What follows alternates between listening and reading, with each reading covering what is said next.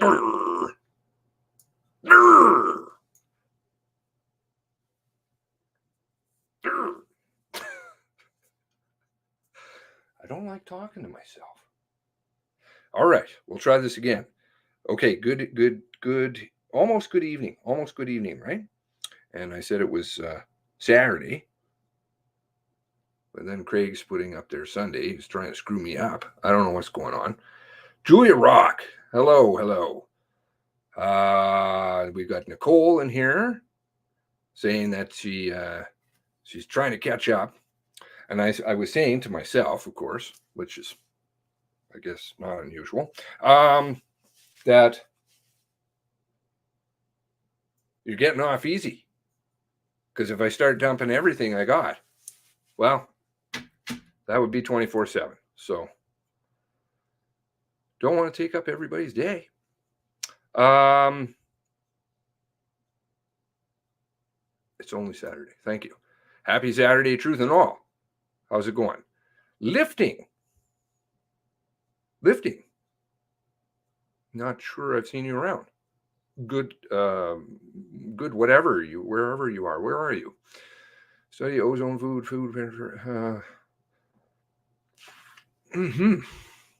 Lucky stole my cheesecake. Or are we back to the cheesecake references again? Michael Juba. I haven't seen you around in a while. Blue Nose telling me I'm muted. Muted derp. Yep, okay. We've got Sad piping in. No volume from Kelly. Yesy. No sound. One of these days, somebody's going to have their sound off and they're just going to say, oh, it's Seamus. Maybe then it won't be my fault. Nikki Lewis. Good afternoon. Derp emergency mute. Ken Triol. Hello, Ken. Noticed you followed me on the tweeters. I don't know. What do you say? Welcome to the tweeters. Or at least my tweeters. Don't put out a lot. Bush Baby 627. But glad to have you on board. Ken can hear now. Okay, that's good. What did I say? Talking to myself. Grrr, grrr, says Kelly. Well, I'm glad to learn to use that mic. Well, it's just because I unplug everything because I don't like technology. Technology is just shit. I was just listening in the shower, listening to Rope Lady.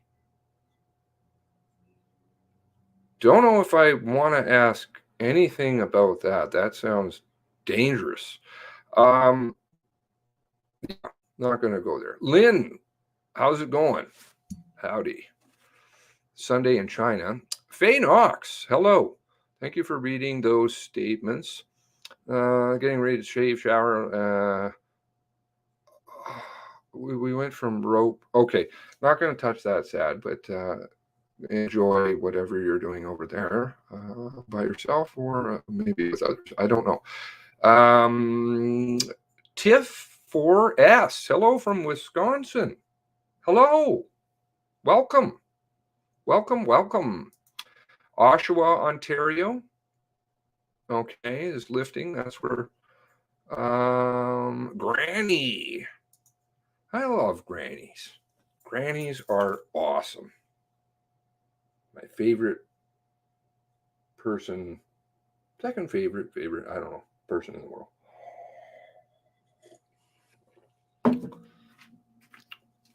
Depends. I might get in trouble if I say something else. No, I won't. Yes, I learned to share. Thank you for the share. Hiding cheesecakes. Okay, so now we've got somebody playing on Todd's name. Great. Just blame the mute on mic bong. Yeah, bonging out. I have bonging out mics. Don't you know where I'm getting my lessons from? Maybe they're getting it from me. Dave Redmond. What's shaking, folks? What's going on, Dave? Caper just got in. Notification. Great, thank you. Good. I like people getting the notifications. I hear too many that aren't, so I guess those of you who are unsubscribed or not dinged or whatever the hell all that bunk is. Space Explorer. from Tatamagoush. Have I got it right? Tatamagoush? BB gave you a towel, so it's all kosher now. Okay, again, not going to touch that. Oh dear. Great. Thank you. Welcome to Oh Dear. Oh Dear is so fantastic. We got a good team, all of us. So, great. Thank you. Oh, there we go. We got a good team. Now, I wanted to go back. I got some really great news, but really great news. But I don't know if I should be. Yeah. Nothing yet. I don't think I should be the person to talk about it. So, but there is some great news I came across totally incidentally. But we'll do that another time. Now, because I don't think I should be the one to do it. Not my place. All right, now, let's see here. I want to go back. I don't have everything queued up because, well, that's just me.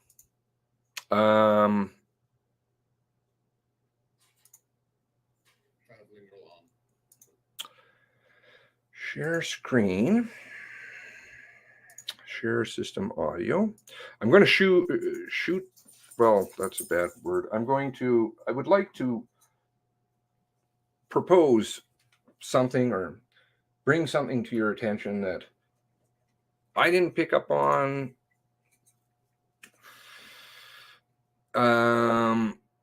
Caper. Hello. Caper girl. It differentiates from caper, though both of you are female. I haven't looked at my analytics lately. I wonder how many females. It's very disproportionate, I will tell you, for somebody who is what did they say I was? A misogynist or some balls? I think 80% or 70% of the analytics or something say that I have a very wonderful female base. Great. So let's see here. If we go back to, I want to make sure I get this queued up properly. It's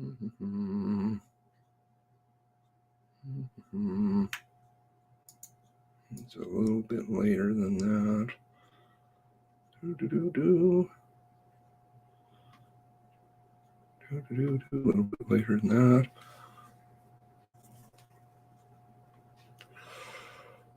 Yeah, when we started about there. Of the perpetrator. Oh, my apologies. All right. Now, that's still too early. Well, everything hinges on everything else in this story. Now, okay. Do you guys have any thoughts on those of you who have managed to endure a lot of did he take a break? This doesn't make sense. I guess he did. Or if I got the wrong video. I have the wrong video. What was your guys' thoughts on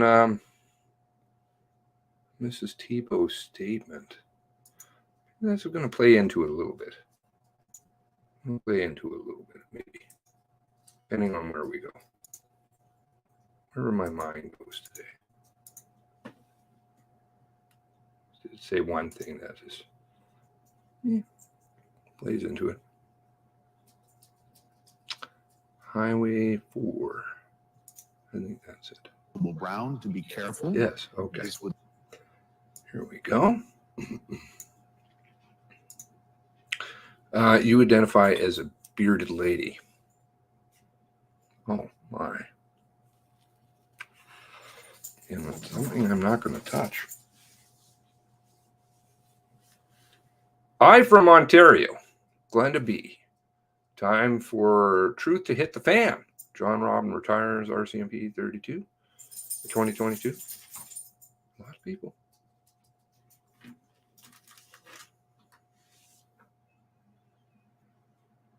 Having a discussion about all of that today. Interesting. Lots of things. People look back, they'll see a lot of stuff. Anyway.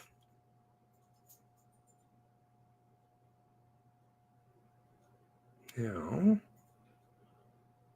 back a little bit further.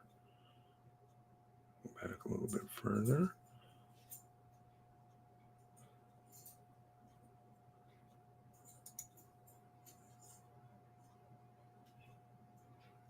Well, we can listen to this part too. That does play into it somewhat.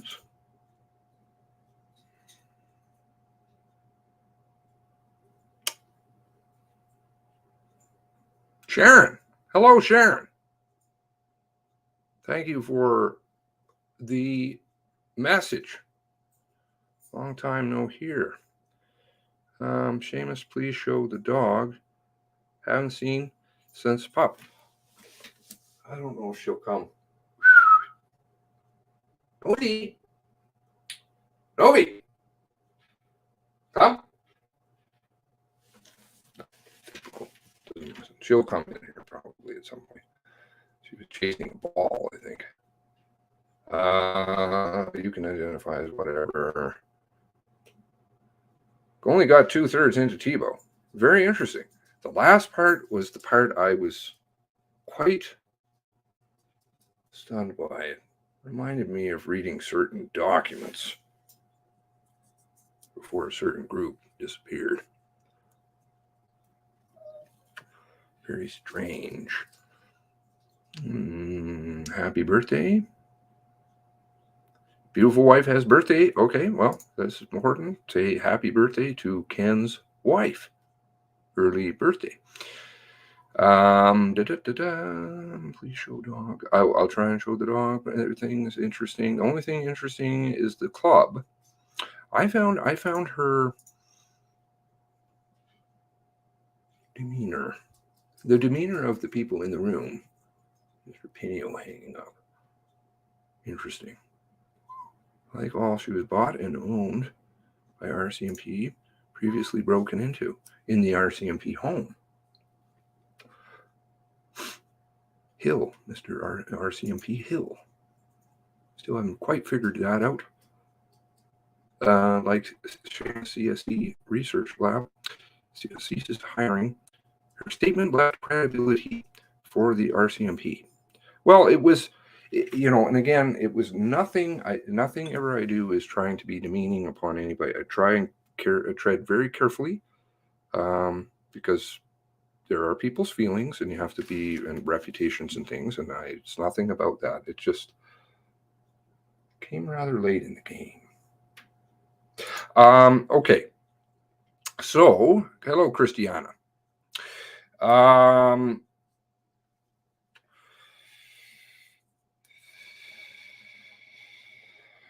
Maybe there's some things to something there on the screen. Don't know.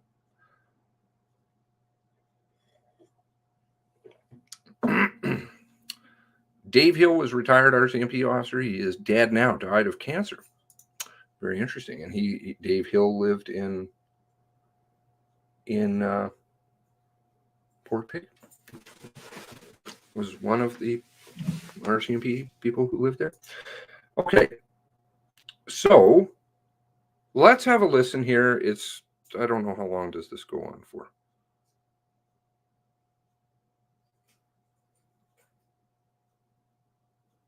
About 11 minutes or something like that.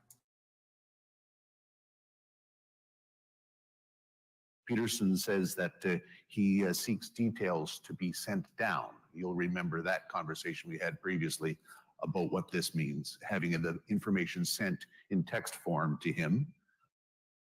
So as that occurs, there is discussion amongst the members about how to respond, where to respond, and what actions to be undertaken.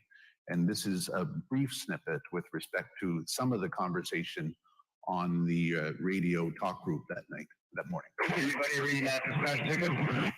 Go over there with dispatch detail. 911 sudden death time delay is 1 minute. Her neighbor, Lillian, last name unknown, 50 years old, lying on the side of the road, either hit by a car or shot. Complaining heard a bang. Okay, the hit by car thing, just for future stuff. I'll talk about more about that in some other video, but I think this is kind of key to keep in mind.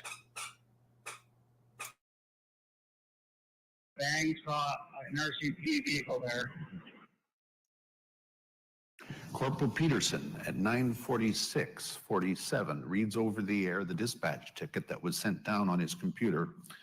The details are transmitted over the air to other members who are listening. You'll see where he indicates that they saw an RCMP vehicle there.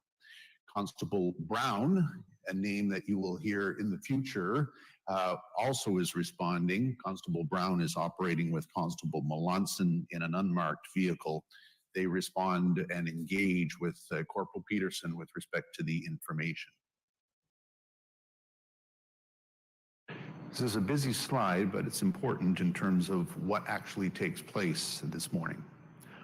At 9:47:24 a.m., Corporal Peterson has advanced from his location at Masstown north on Highway 4 in response to the Wentworth call. His location, as depicted in the graphic, is south of the Plains Road turnoff, but also north of the residence at Highway 4 depicted in the labeling here. As he is proceeding along Highway 4 north, another important development takes place. Corporal Peterson actually passes the perpetrator. The perpetrator in his replica RCMP vehicle is heading south, and he has proceeded just south of the Hidden Hilltop Campground and south of Plains Road when the parties pass each other. Okay, so Corporal Peterson is passing the quote-unquote perpetrator. I think the languaging is very important always, too. So passing the quote perpetrator, and this happens in very close proximity, like very close proximity. I believe one of the earlier documents, I think it was the Paul dump, referred to seconds later. Peterson is informed about the 911 call seconds later, which would obviously mean what? That Peterson just drove by 2896 Highway 4, like just drove by it. And it is a straight piece of highway. Look in the rear view mirror. Whenever I've driven on a Google Earth, it's not like there's a dip, like we get told some things. There's no dip. So if he knew, he called it in, it was verified, whatever. Anyway, continuing on, Peterson was right there. Hey, Shar. Great you could join us. I hope things are well. J9 also. Hello from Cole Harbor. Now, continuing on. We hear the following on the talk group. You saw an RCMP car going towards Masstown on number 4 there, guys. Is that fully marked, or is it an ex-police car? The car we're looking for is a fully marked PC, 28 Bravo 11 ID on it. Yeah, he just passed you going to Masstown. I think you get a reflective vest on, guys. Okay, go again? That vehicle just passed me. It's almost a Masstown on the number 4. Guy driving slow, smiled as he went by. White cage male. Looks like a brownish hair. He's got a reflective vest or jacket on. That's him. That's gonna be him. That is 28 Bravo 11, not 48. Yeah, not sure call sign with he's passed me now. I'm not sure if he went on the highway or not. Okay, so there we also have a bit of a descriptor, right? Smiled, went by. I don't know, kind of the audio there. The stream seemed to get messed with a bit, but Those of you who understand the tech stuff, getting what's going down. Now, white Caucasian male, looked like brownish hair. Okay, all right. So we have a description of hair. Interesting, given that supposedly Wardman had no hair. And further along here, he'll be wearing a hat in just seconds. Okay, still, I guess he could put it on. Corporal Peterson has observed the perpetrator and is transmitting the information that he has. This, of course, is fundamentally significant information with respect to law enforcement in terms of what's actually advanced in how they deal with this matter. There's a conversation with the ERT base. Constable Brown and Constable Melanson are discussing details of the call sign, and there is a determination that that's him.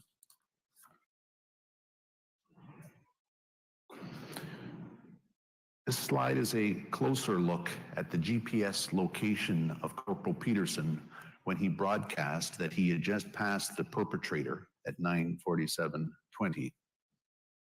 They are between 2896 Highway 4, the residence, and the Hidden Hilltop campground. The GPS location material indicates that at 9:48:04, Corporal Peterson conducts a U-turn for purposes of following up on the observation that he had made with respect to the perpetrator proceeding south. This U-turn was conducted about 1.2 kilometers from the initial sighting and the transmission of the information. Okay, so Peterson is doing the U-turn. I don't think he's quite as far along as they make it out to be, but again, that's not actually the point of where I'm going with this video. Corporal Peterson, at that time, at 9:49 on Colchester radio, transmits information. The previous slide had indicated that he believed the perpetrator was heading to Masstown. You will recall that Corporal Peterson had started from Masstown and made his way north. At 9:49:36, we hear the following. I no longer have a visual there. I'm coming up to 104, number 4 interchange. Okay, so no longer has visual. Again, straight line highway. I'm sure when he got confirmation and he was even phoning in to check it, obviously he's checking his rearview mirror. Probably you would see where he turned, which would be where? Up the laneway. Anyway, continuing on. Roddy, we're at Masstown now. Which direction was he headed? Towards Truro or towards New Brunswick? No, he's on number 4 highway, so he's headed towards Masstown. What's your location right now, Rod? I'm at the interchange on top of the highway here,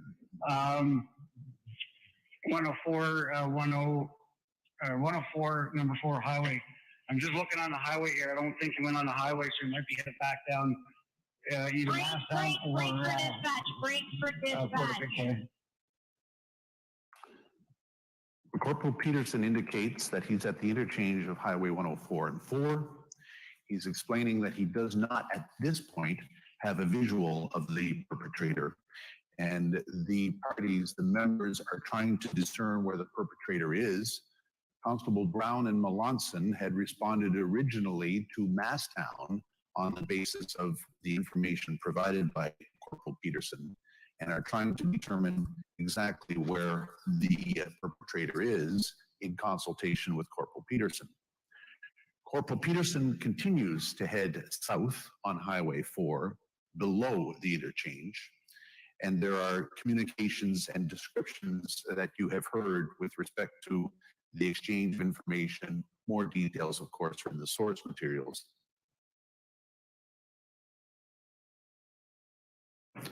At 9:50:18, that which we heard at the tail end of the previous slide actually it becomes reality. Break for dispatch. Break for dispatch. We have the SOC at 2896 Highway 4 in Glenholm at the residence. Just called in. Copy that. Round 117. Okay, so just keeping an eye on minutes and things like this and thinking about logically how far away are they really from the perpetrator? Okay, they're not very far away from him. And we also now are getting the introduction of Brown and Mellinson. Busy Brown and Mellinson. Plug it in that dispatch. Yep, I'm dispatching it. Who's all going? I will send it so you have it on your map. Repeat the address for those that don't ask. A file is 2896 Highway 4 in Glenholm. Just off of exit 11, right by the Hilton Hilltop Campground.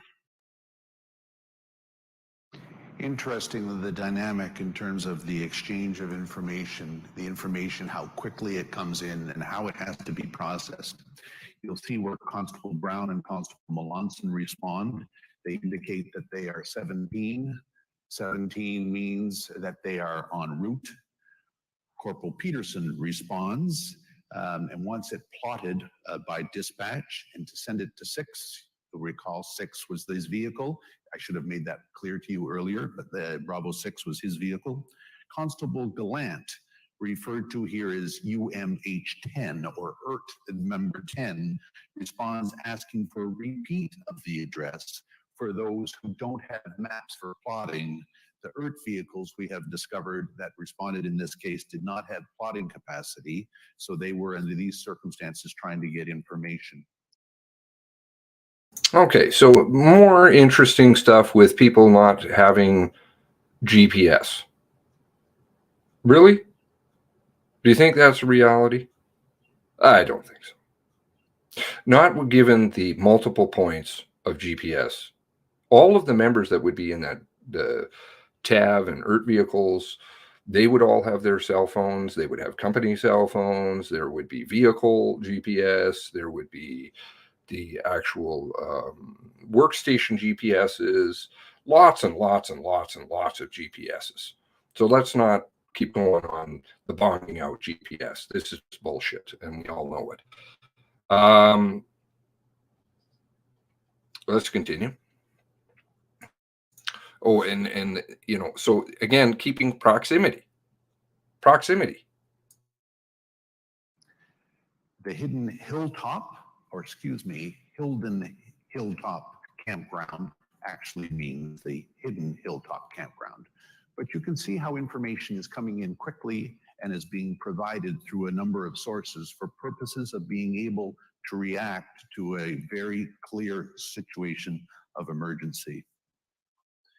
The perpetrator's location then, for purposes of our discussion, is transmitted and dispatched at 9:18 a.m.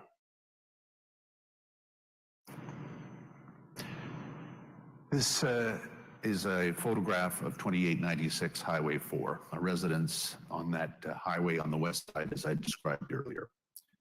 It's a residence off to the west, and it's up a lengthy inclined driveway. It's the residence of the Fishers, Carol and Adam Fishers' residence. They ran an excavation company, and they would have been familiar with the perpetrator through business contacts some 6 or 8 years earlier. They had familiar with each other. The foundational document, as I had said, will outline the details of that familiarity. It was limited, but at least they knew of each other. The perpetrator had exchanged information in June of 2019 from the information that we were aware that he had actually purchased decommissioned RCMP vehicles.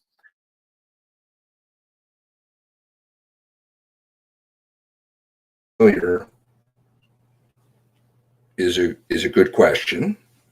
It's a fair question. Again, I'm not pointing fingers, but how familiar?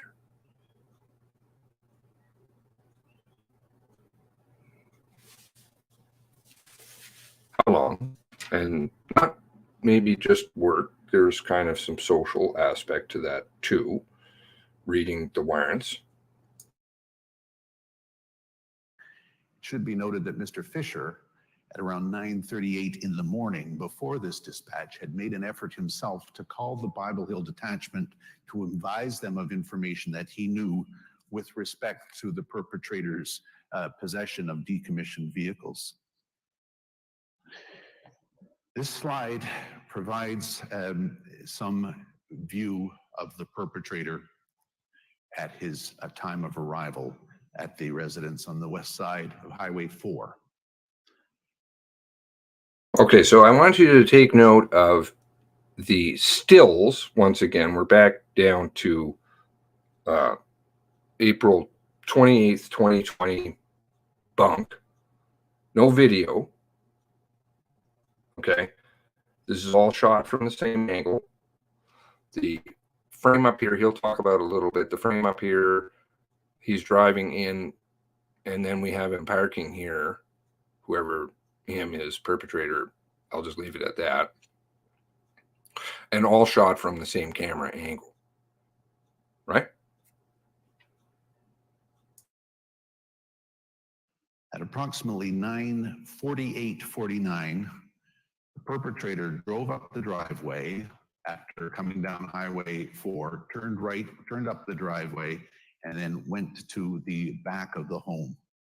Perpetrator arrived in the backyard of the Fisher residence.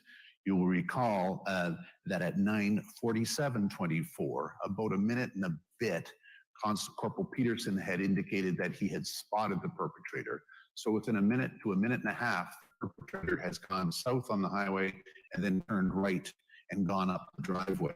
He's also put on the hat. From the Okay, sorry about that. That's loud.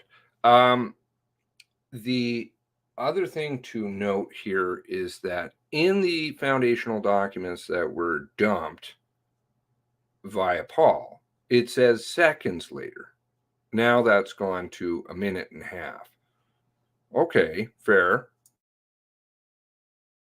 security video at the residence outside the home, overlooking the driveway and the parking area. You can see from the slides that are presented here, the vehicle on the top left driving in to the driveway.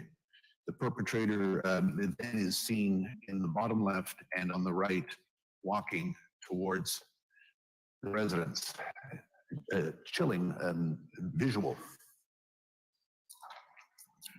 The perpetrator had driven up the driveway, pulled in behind the vehicles as shown. You'll notice on the right where the vehicle has actually done a three-point turn. The vehicle, it drives up, goes behind the vehicles, does a three-point turn, and then tucks itself in behind the brown pickup.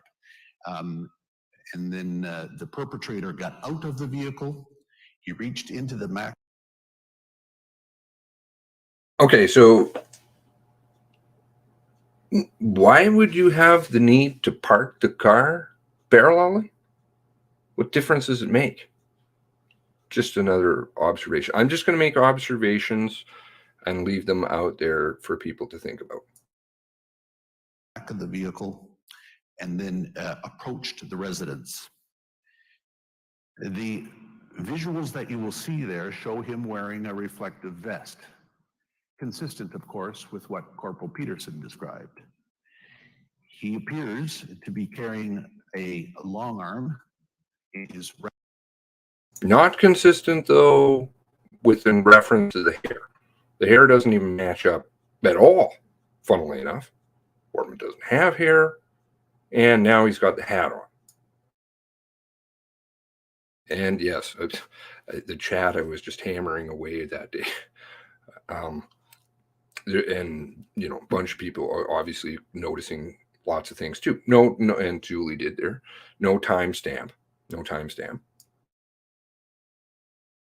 Right hand. He appears to be carrying something in his left hand, a small dark object that is indiscernible from the stills and the video. He appears to be wearing a baseball hat. That too is not entirely definitive from what we see in the video and in the stills. Perpetrator proceeded south, turned right, and then tucked into the residence of the Fishers. At 9:48:49, there was a 911 call by Carol Fisher, the resident at 2896. And she essentially says that the perpetrator is at that location. 911, what is your emergency? The shooter is here that shot everyone in G in Portapic.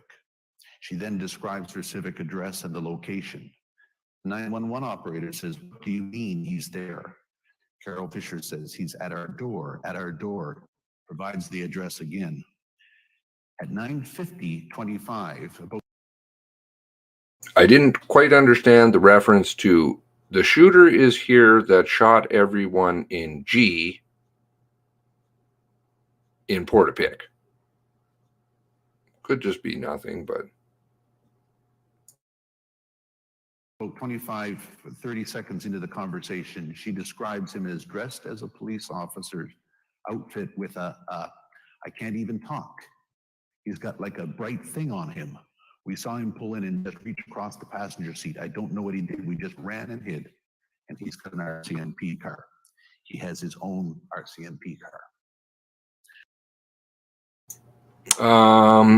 Where is it? Just reach across the passenger seat. So I guess they were watching the whole thing go down. Because, I mean, he's parking and... Yeah, I mean, they got a long driveway, so sure. Ms. Fisher remained on the line with the dispatcher from 9:48 until about 10 o'clock. The call taker then had to terminate the call as the information was ongoing and being provided to the OCC at that location. At 9:49, 25 seconds later, Mr. Fisher made a 911 call.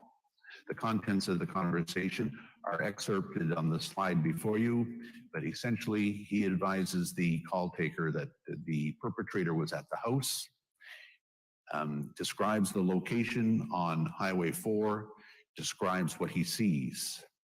Mr. Fisher remained on the line for about half an hour to 45 minutes. At one point in the call, Mr. Fisher requested that the 911 operator call neighbors to alert them to the existence and the danger that they were under.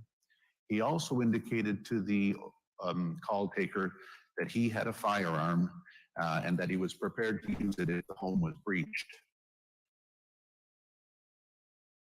Now, to be honest with you, I'll be totally, obviously I'm totally candid, but I'm not familiar with the 911 logs in specific to this. I do remember a couple of things where it's quite late that they say there's portions of it and then the call ends and they say that he's no longer there, but it's quite a bit later than they propose.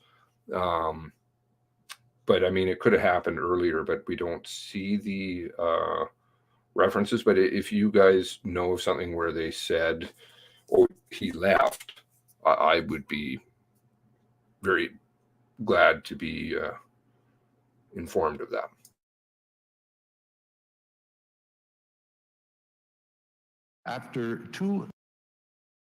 So here's some, now we got a different camera angle, right? Different camera angle where we do have the timestamp.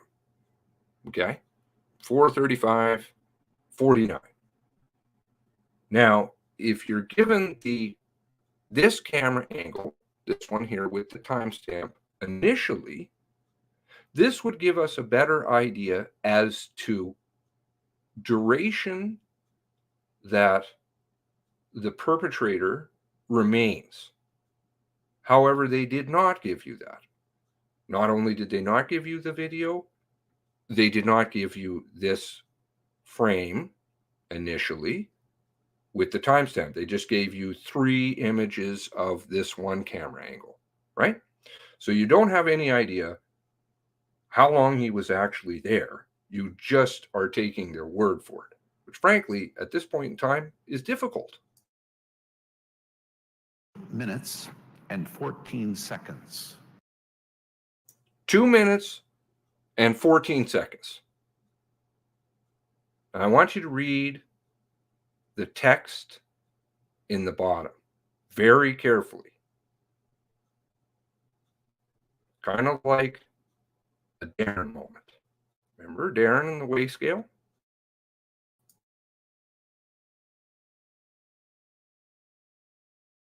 Or the Red Mazda? The perpetrator returned to his vehicle. So we know that the perpetrator left his vehicle, walked to the house, banged on the door, rang the doorbell, did not enter the house, and then returned to his vehicle.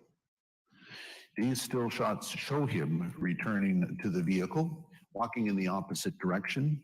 You'll see at this stage from the view that we have that the long gun appears to be in his right hand. Looks like his left hand now is in his pocket, and it would appear that he gets in his vehicle and leaves. The timing information of 2 hours and 2 minutes and 14 seconds is coming from the security video with respect to timing on his arrival.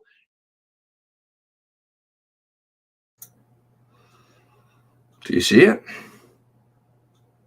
What does that say?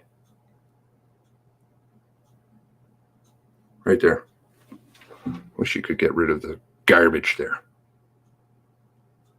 The timing information of 2 hours and 2 minutes and 14 seconds. Continuing.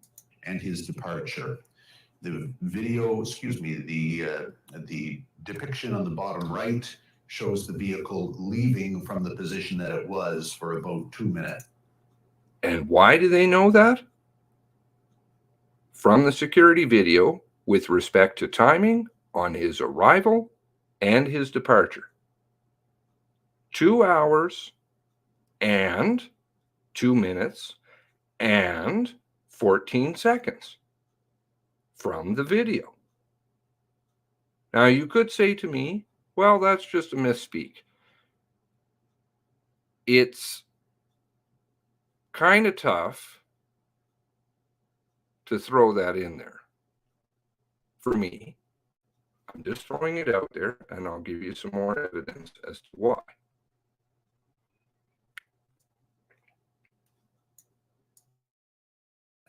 At the Fisher's residence.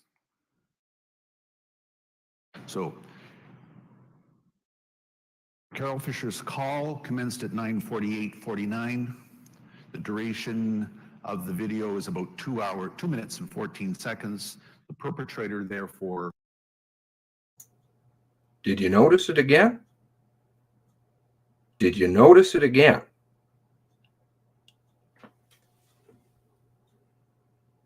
The duration is how long? I'm not very good at rewinding. Where is it? 42:31.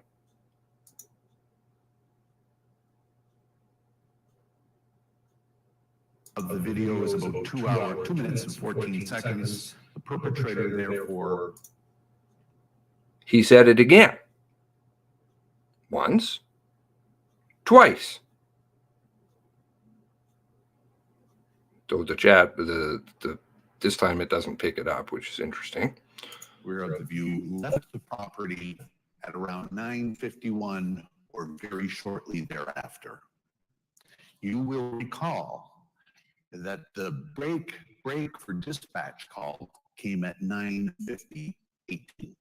So you can see how very, very close the timing is in this particular instance. Very close, indeed. But it's what's right underneath our nose, right? 2 times they misspeak. Or he does.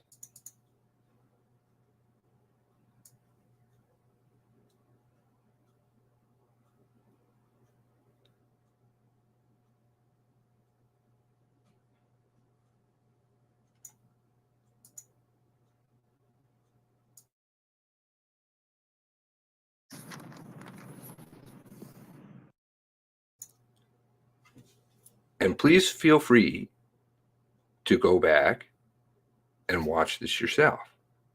Interesting how there's no transcript. That takes days for them to come up with, even though the AI is scanning it automatically, which means that they're typing it. Just like YouTube, when I put up a video, well, they don't allow me to close caption for some effing reason. But as soon as I put up a video, it scans it. And normal people, it's scanning it anyways just to detect my language so it can delist it or whatever in algorithms. If you say language, shadows look decent enough. Okay, again, this isn't the only piece of evidence that I have. But Brown and Melanson are also right in the neighborhood too, who are very busy, right? Two, he's got a script. Okay, he does absolutely have a script. You watch him, he's standing at the podium. Oh, you're just tinfoil. Darren did the same thing. These things are very carefully prepared. And he did it twice. Not once, but twice. Now,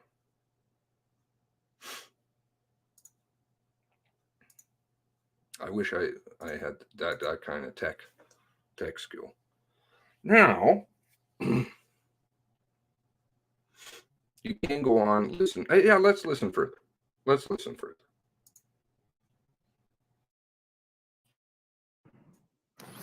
At 9:51:54, Corporal Peterson's GPS has the vehicle that he's operating about 3 kilometers south of 2896 Highway 4.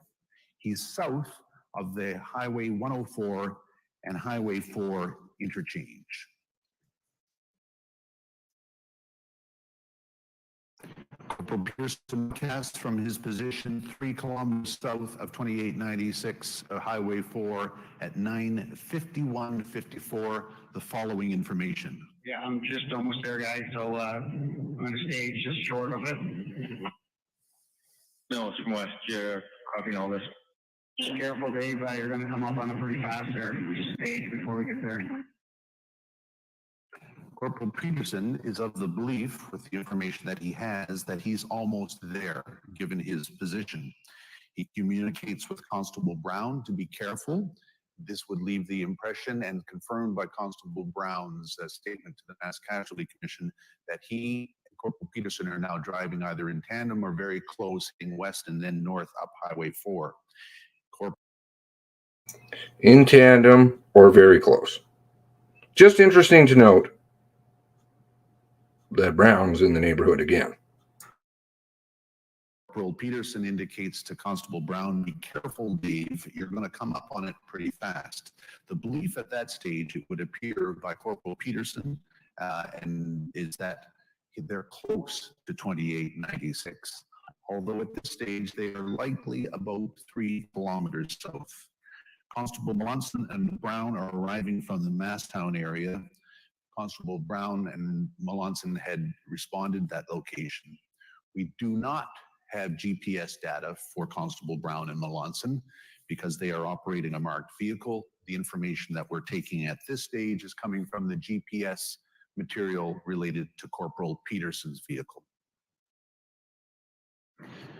Within a minute thereafter of the communication at around 9:52:47, we appear to have a convergence of members of the RCMP, and this is related to the GPS information from Corporal Peterson. And that convergence of a number of RCMP members is as a result. Oops, sorry. I think I pressed a button as I was reaching for a cigarette. But good point, a good time to point out once again, GPS. Everybody got the GPS going. That's, but we don't have the GPS sometimes, but sometimes we do. How does that work exactly?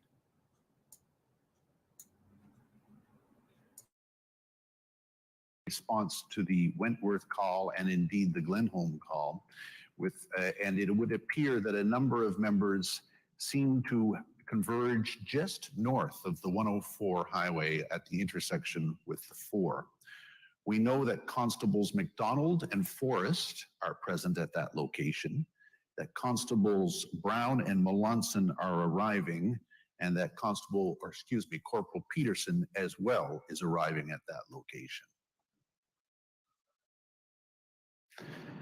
As they converge and head up Highway 4, Constable Brown initially thinks that he has located the perpetrator because he's observing Constable McDonald and Constable Forrest's vehicle pulled off on the left side of the highway ahead of him.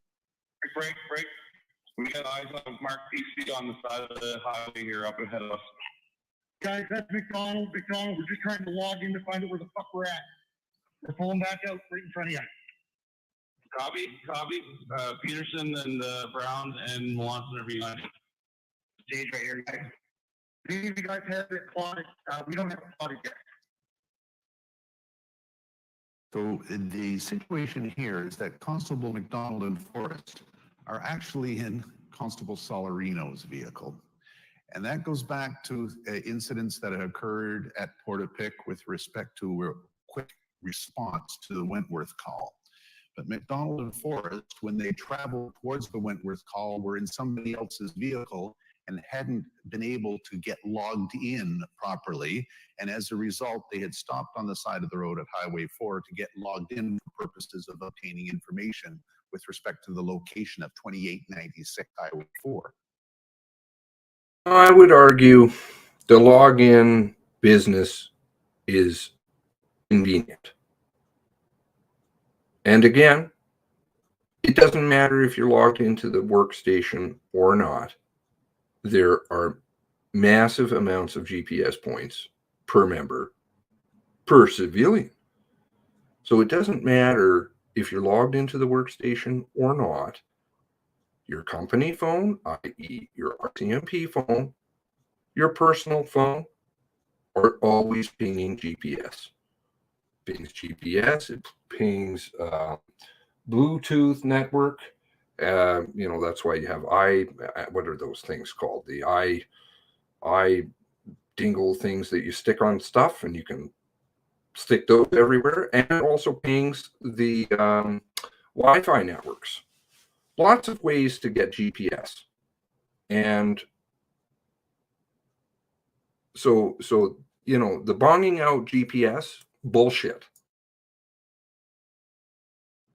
As they did so, Peterson, Brown, and Melanson approached. And Constable Brown, at that stage, initially mistook the vehicle of Constable McDonald and Forrest for that of the perpetrator. The communication that you just heard was exchanged. It's clear that Constable McDonald indicated that he was not the perpetrator, indicated that they were trying to obtain information, and things sorted themselves out relatively quickly. Another point here, just an observation, but let me know what you think. Constable McDonald and Forrest, right? Where are they coming from?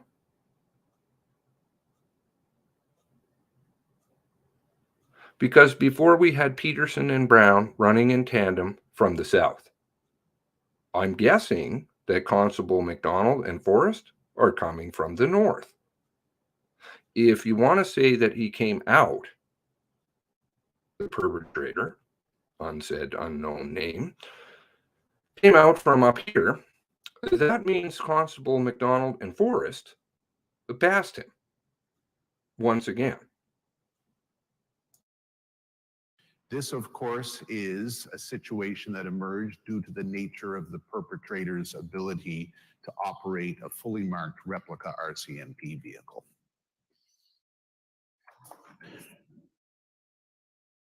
At this stage, after the initial misapprehension of who was where, Corporal Peterson indicates that it's necessary to stage at that location just above the 104 on the 4, still a few kilometers shy of 2896. And when they do so, Constable Fahey and Coleman also arrive. And further, Staff Sergeant McCallum and Constable Hubley, who are responding from the control post, command post at Great Village, also arrive. We've had the opportunity. Where is, so they're all coming from the south, right? All of these people have GPS because they can figure out where it is. Now, should I keep going on this, or should I get into some other stuff? Let's get into some other stuff. I mean, it's not something that I'm going to stop reviewing because I just won't. But now, did I get this lined up here?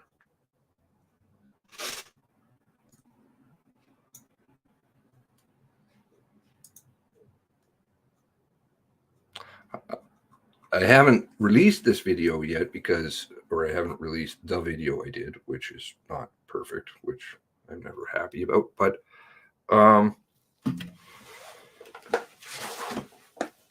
Dion Sutton's statement is very, very interesting. Very. He is a member that is, because he's a dog handler, he's a very independent operator. He doesn't have, per se, attached to a detachment. He does all of North Nova Scotia. Well, he did. He's out on leave now. You can take with it what you want from that. And I'm not going to get into all the other things that he says at this point in time, but I will get into two things that he does say.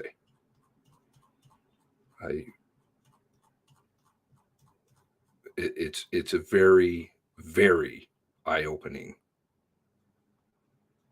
statement.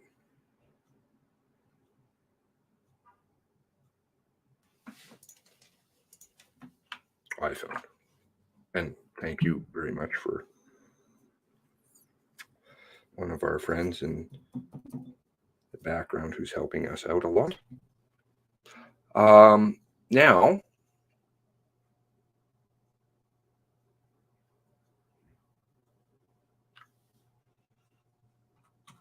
want to make sure I've got this right here.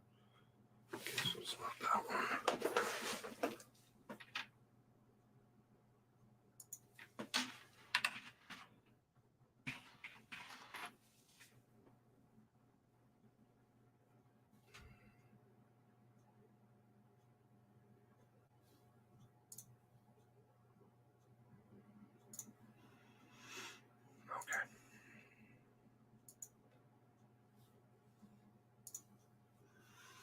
They're kind of doing a rundown with him, and I'm not going to touch other things that he says at this point in time, but I will go into two things he does say.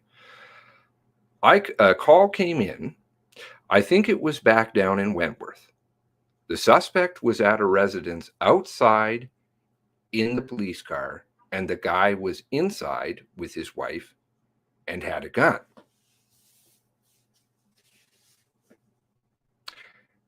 And he said, if members don't show up, he's going to shoot him. Buddy's trying to get into the house. But it wasn't like he was forcefully trying to get in. Like he just stood up and knocked casually. The guy, there was a bit of a panic in his voice, apparently. We just got there as fast as we can to the property. By this time, armored vehicle and ERT team were there. I know Craig Hubley, the other dog handler, he jumped in the armored vehicle with the team, and me and Phil and Jeff were basically at the bottom of the driveway and just, we're talking. We're taking cover, just waiting to see what's going to happen. we're kind of expecting to see a police car come out the side, or he's going to be running, and one of us is going to have to make contact. We get up. We hear instructions given over the loudspeaker, the armored vehicle, and they clear the area, but the suspect is gone. Now,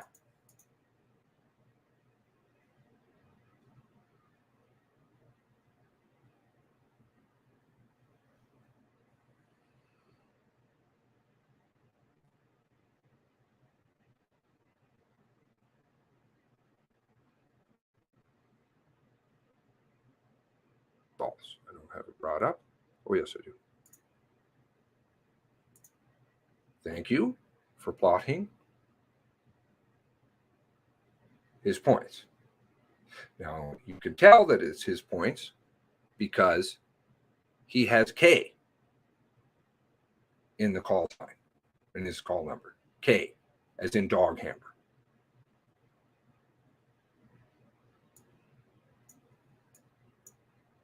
Oops, my apologies. I went to the wrong place here. No, I didn't. Did I?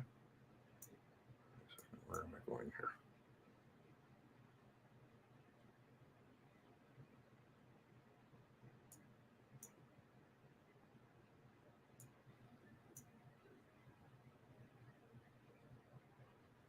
Where am I?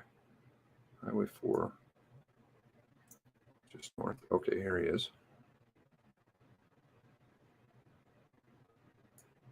Why this is different now? There should be multiple points here.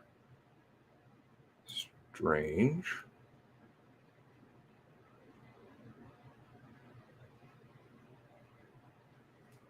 What? 1051. That's not. Maybe I've got something else.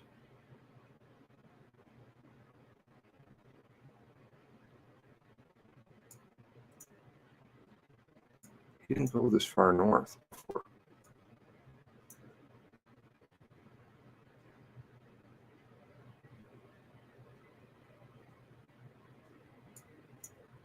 And he was across the road.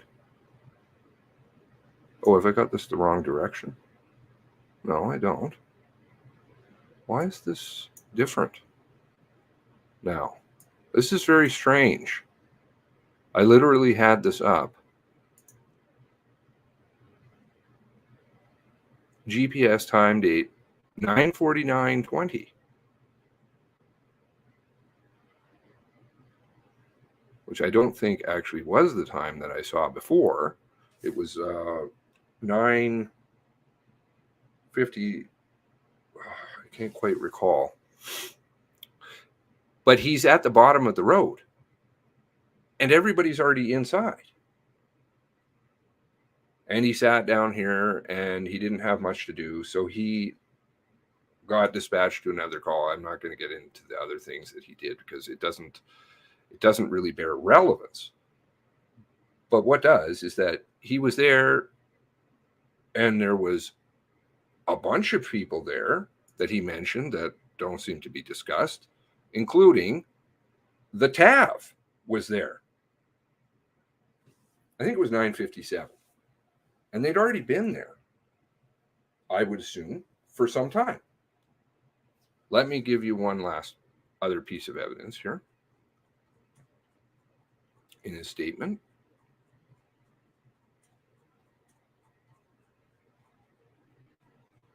I don't know why Google Earth is reading something different. I'll look into that. But his, unless they've gone back and changed that, his GPS, I should link right now so that you can go and get it.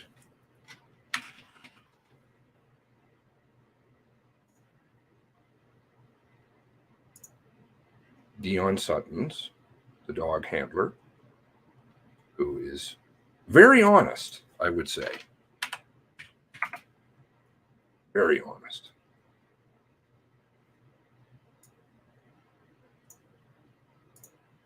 So if you go through, you're going to see that, of course, they don't tell you who owns what, really. You have to try and figure it out. Here we go. 49K03, I believe, is him. 49K03. He's the only dog handler in here that's released. So here is his document.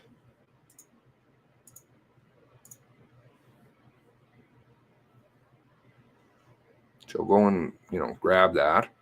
I think if you go down on the list again, Julie said that she's experiencing problems with these GPSs, that there's something, I don't understand quite the tech on it.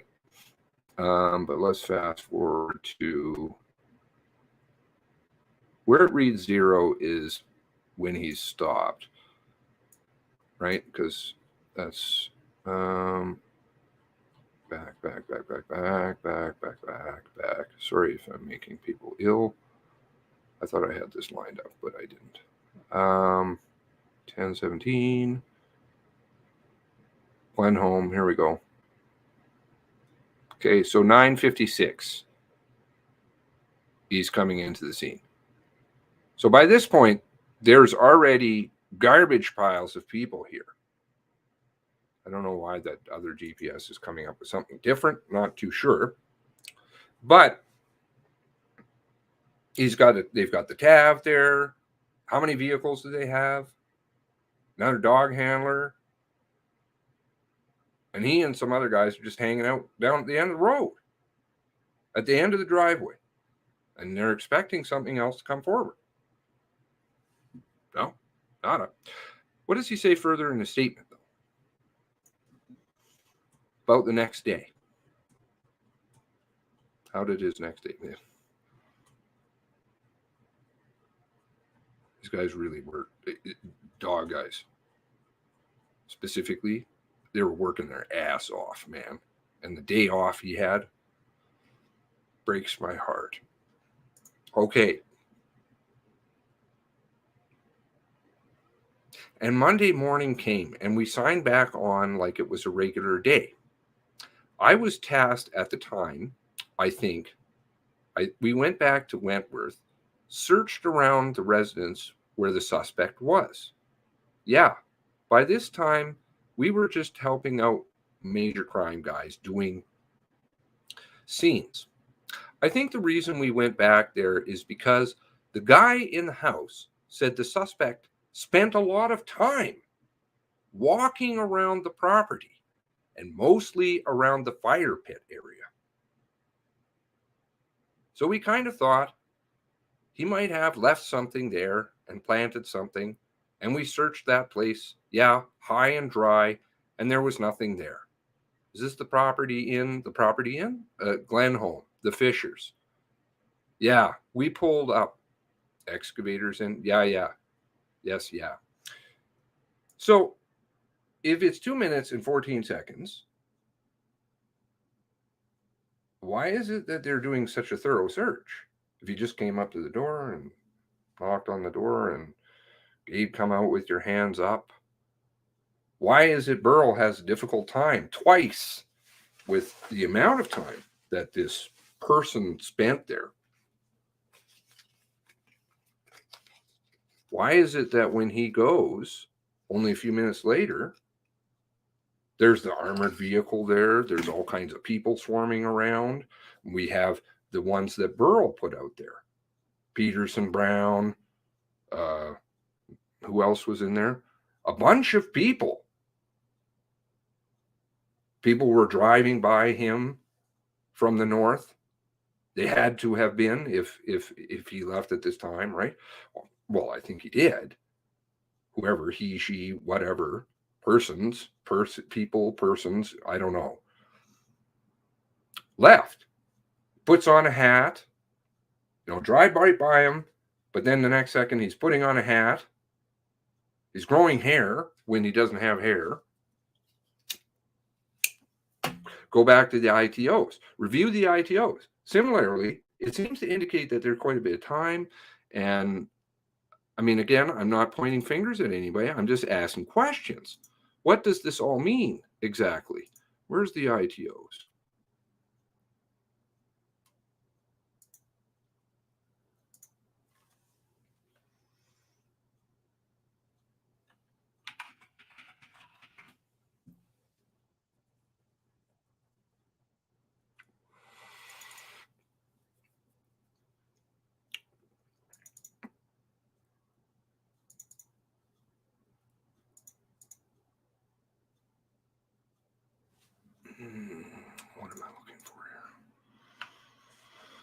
would it narrow it down? Open.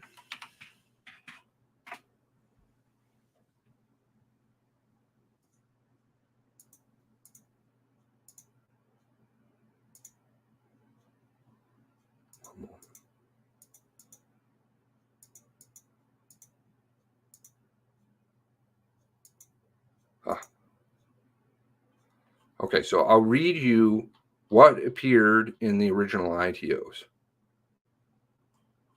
and then take with it what you want. Statement of blank, victim and acquaintance of Gabriel Wortman. Blank provided statement, Dave Leger. This is the very last dump. Valentine's Day. Great day to pick RCMP. Anybody who's married in this picture, oh my Lord. Provided a statement, Dave Leger, a peace officer, member of the RCMP, April 21st, 2020, and said the following. Blank met Gabriel Wortman at his property in Portapique, Nova Scotia, approximately 8 years ago. Her husband, Blank, was with her. Blank was introduced to Lisa Banfield by Gabriel. Blank said that Gabriel Wortman was a person that people enjoyed talking to. In June 2019, Blank told Blank that he had been at Gabriel's shop and said that he was one of the nicest shops he'd ever seen. Blank said that at the night of the April 18th, her mother had called and said that there was an ongoing incident in Portapique and told her to keep her doors locked. Blank said that she got up at 8 a.m. with Blank and started to check social media and learned that Blank, Greg and Jamie Blair, why that's blanked, I don't know, friends, relatives, I'm not sure why you put a blank. This is, again, the last dump. Or do you have acquaintance above? I'm not sure what they're blanking out here. Greg and Jamie Blair had been killed, but she didn't know if that was true or not. Blank kept checking Facebook and learned that the incident occurred in Portapique. Blank said, geez, I hope it wasn't Gabriel that lost it. Blank told her Gabriel Wortman had a police car and was going to deckle it up. Both Blank and Blank commented that it would be a disaster if he had a police car. Blank reported this to 911. What time? 9:35, we're told. I think is it 9:35? Blank checked Facebook and noted that there was a post on Gabriel was wanted for the incidents in Portapique. Both Blank and Blank were upstairs in their house at Highway 4, Glenholme, Nova Scotia. Approximately 10 to 15 minutes after they dialed 911, a marked police car entered their driveway. I guess that's when they saw the reaching over and passenger seat and such. Police car drove past their vehicles in their driveway and onto their lawn to turn around.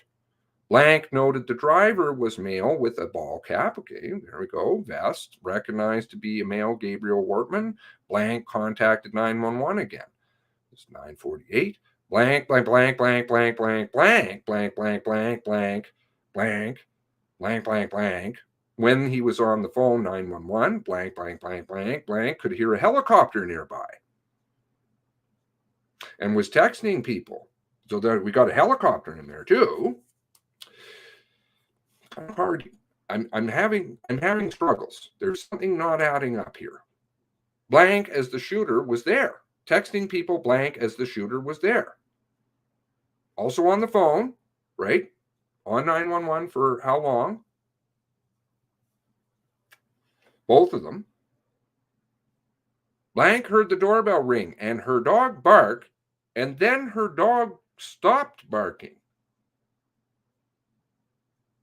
She thought that Gabriel had entered the house because the dog usually doesn't stop barking. No, that sounds reasonable. That's usually when dogs stop barking. Blank then heard banging on the glass. Blank could hear, "Come out with your hands up, Gabriel. Come out with your hands up."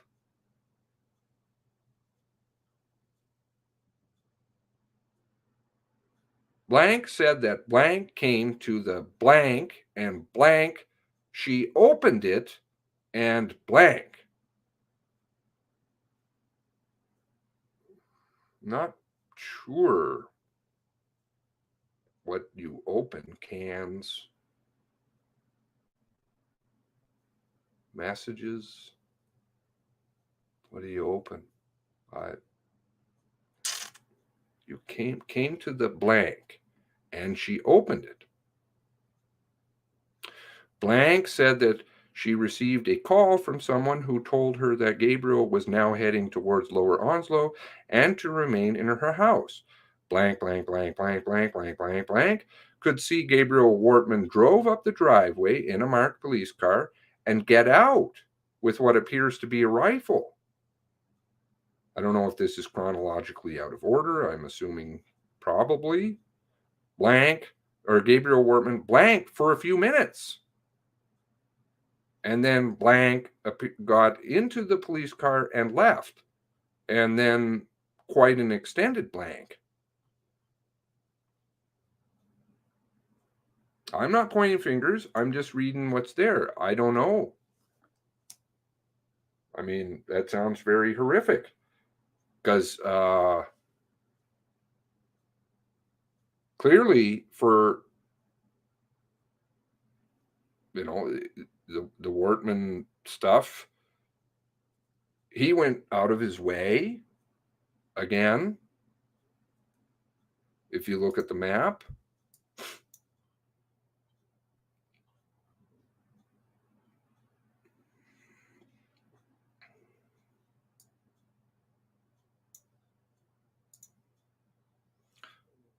down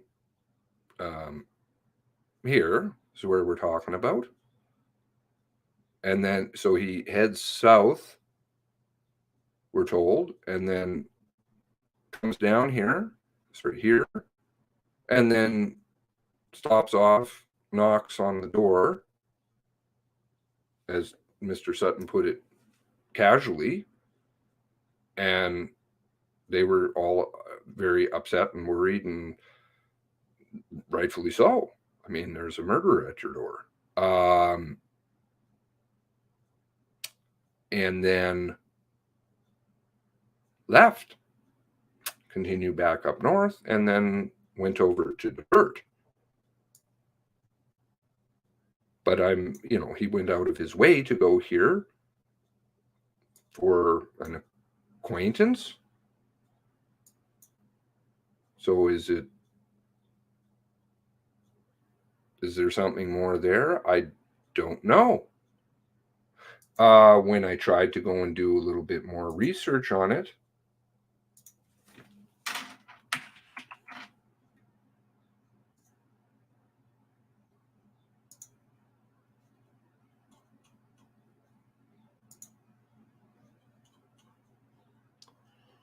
so you can go over to mass casualty, and then you've got the document here. So Highway 4, Glenholm. Okay. Copy. Now, are these things all going to match up with what's in there? Again, it says seconds, which is now changed into a minute and a half, which is then 2 hours and 2 minutes and 12 seconds. And we know that because of the tape, which is then uttered a second time. But if you go in here, there is the links in here once again. Well, they don't work. I don't know, pick something like one of their statements. Oh, that doesn't work. I don't know, I can pick either, but they don't work.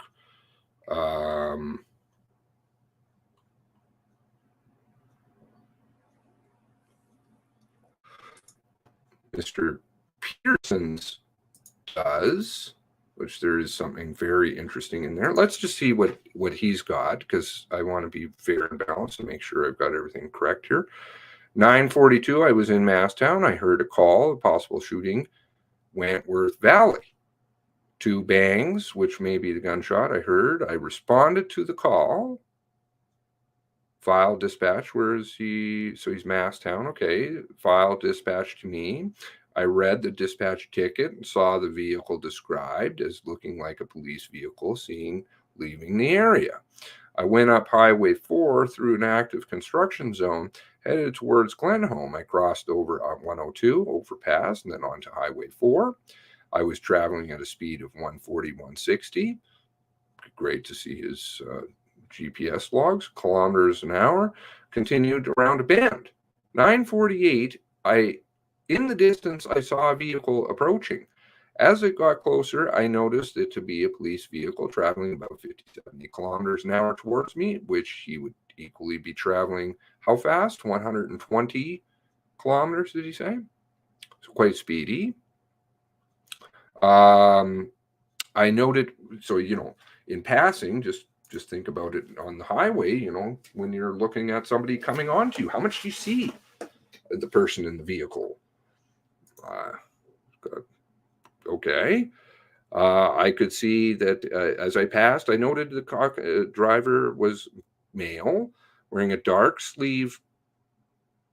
long sleeve shirt or jacket, yellow reflective vest. I just asked dispatch for a description of the subject vehicle.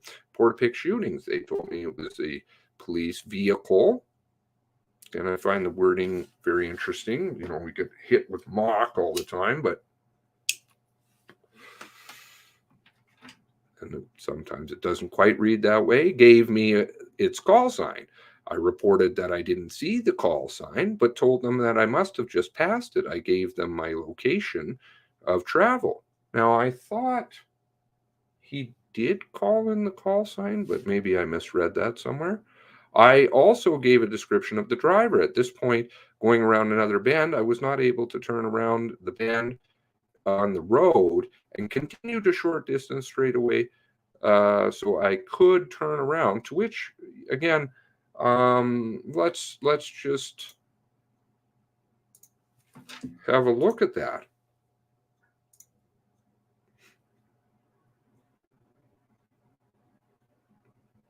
Oh, this thing is not going to open for some reason. Oh, wait, there we go. Did open. Wow. Okay, that's amazing. That's not usually the way things go for me. I don't seem to have very good luck. Divert, Glenholm, Divert Airport.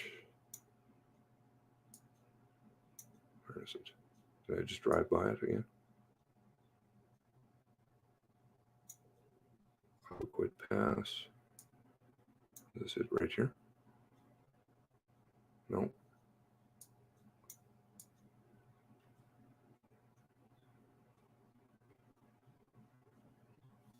Why am I not seeing it here?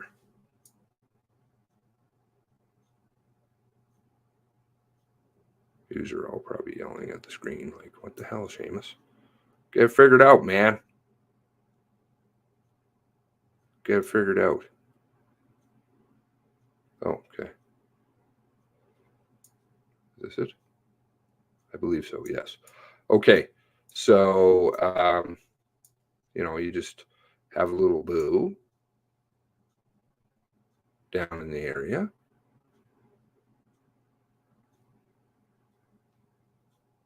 It's pretty nice straight road.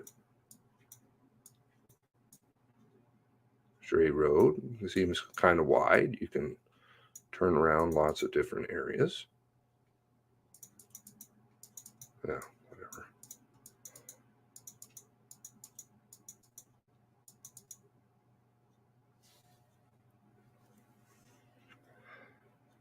So I'm not sure. I mean, he's taking time to park, and some things he's wandering around the fire pit for a while and probing around the yard, and there might be some thoughts he dropped something off and opening, and dogs stop barking, and relationships not quite elaborated on, statements missing, 911 logs, which kind of go on for a long time.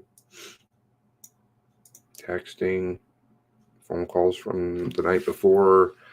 I don't know quite what to make of it. If there's nothing there, then maybe I'm just seeing something.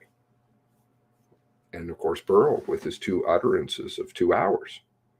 And the picture, which is quite clear.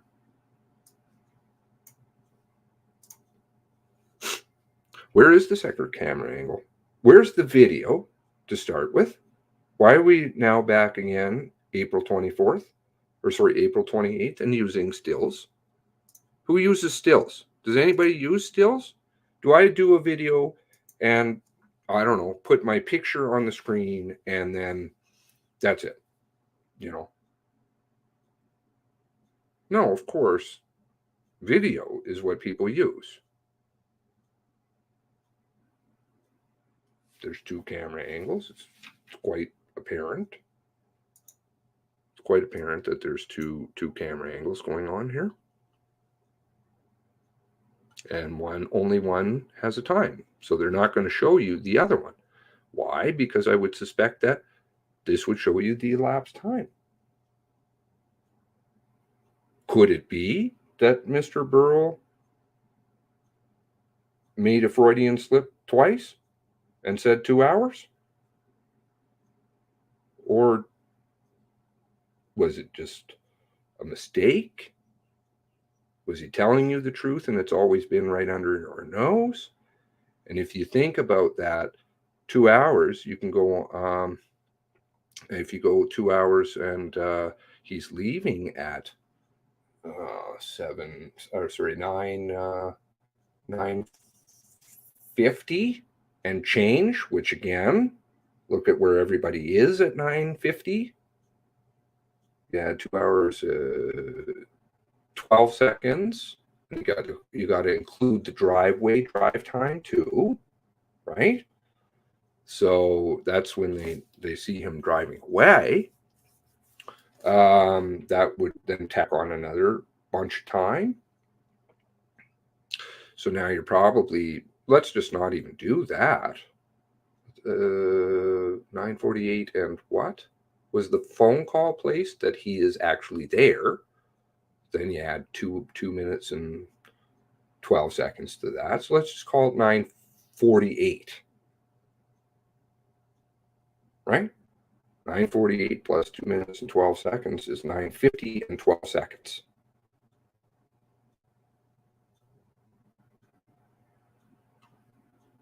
Where was everybody at? Are they going to see it just down the road? Are they going to see somebody driving out? Is Peterson going to see somebody in his rear view?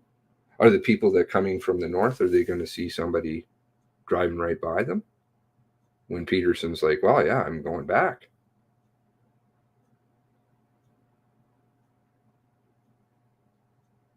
Right on, Julie. Absolutely.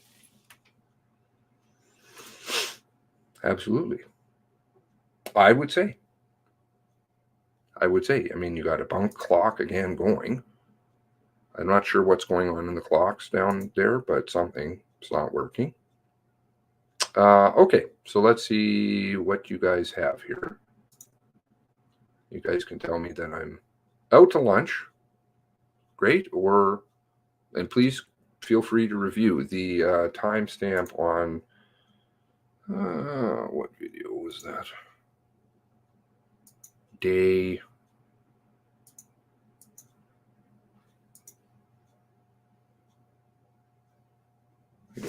You can use GPS logs to help with that. Well, when they decide that it's convenient to give it to you, or sometimes it's just off then. So that's the foundational documents, Highway 4, Glenholme Plains Road. It's in around, you can go back and just have a boo and let's see, how do I do this? Why is this shit all over my screen? I don't want it. Thank you. So it's about, 30, I don't remember exactly when the point is, let's say 43 minutes or something like that. Okay. And it could just be nothing. Could just be nothing. But if you take the 2 hours off, let's just say it was accurate. Well, that kind of removes Lillian. Car accident, possible car accident, Lillian. Damaged car down in Great Village.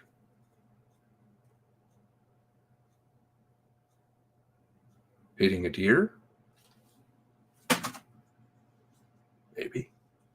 Hunter Road. That would become an issue.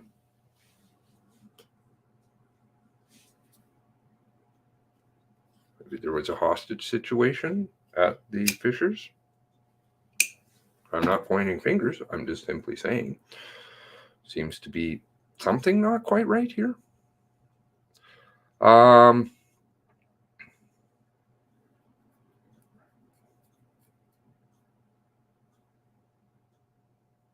All Fords have GPS location awareness. 911 assist. Yep. There's always been something built in the steering wheel since way prior to the GPS, the advent of like digital GPS on your dash. It's underneath your steering wheel with your airbag. There's a port. Just plug that in there. Go and pull GPS data. Accidents, insurance companies, police used it. It's a special port. If you're the official officer, you have username, any password, any officer can log on to any police issued laptop. Then you can notify dispatcher who's in the car. And you know, Dion Sutton does get into that, and he said, well, listen, you know, the workstation goes into safety mode and all this other stuff. I'm not saying that it doesn't, but there's also multiple GPS points. That's what I tweeted about a few days ago. And I cited the examples from the RCMP's code of conduct, where they're pulling it on a member who's having an affair. And they used, I think it was at least 3 GPS points for that person. Phone, company phone, mobile workstation. Other ones were they doing? I think there may have been more. Oh yes, radio system, GPS. More gravel roads. Lies as always. These bear cops cannot help but lie under the government. Must government people involved in warehouse games. Warehouse is key. Who visited Gabriel's warehouse? Again, you know, speculative. I'm just looking at the evidence, and it can either be discounted or not. I don't know. Raising questions. That's all I ever want to do. Yeah, thank you very much to Odir. You can take that and stuff it. I make do with what I got. I have a decent brain. Gabriel, the tech skills, I seem to have missed that one when God was handing that out. Build a computer, okay. Operate it, not so great.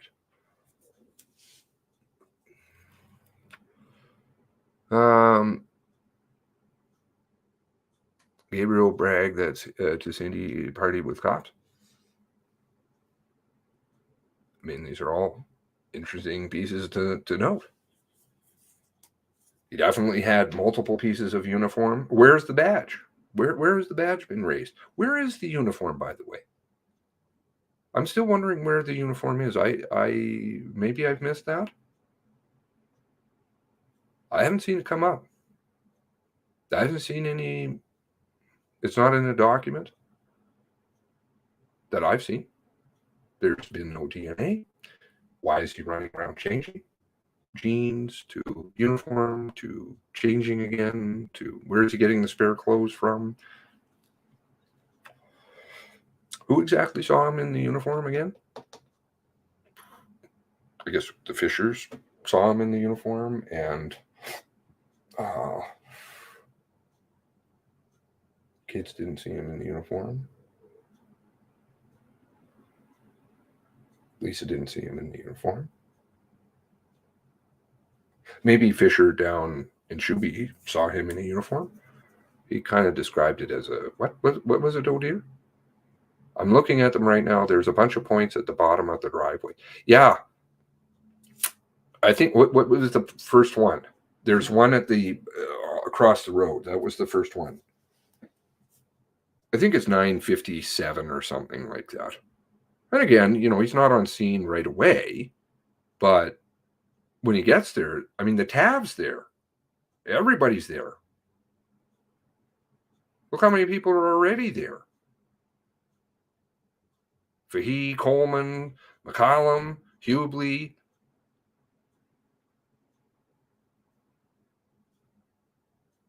Peterson, Brown, Mellinson, Brown and Mellinson, McDonald, Forrest, Tav. And in comes Dion Sutton. 57 after. Why would you send, if he's just knocking on the door, after he's done his parallel parking, made sure he's done that. Not sure why you wouldn't need to do that. Then, why would you need to go and search around fire pit and bullshit like that? I guess the Fishers seemed to indicate that he was wandering around for, what was it again? What did he say?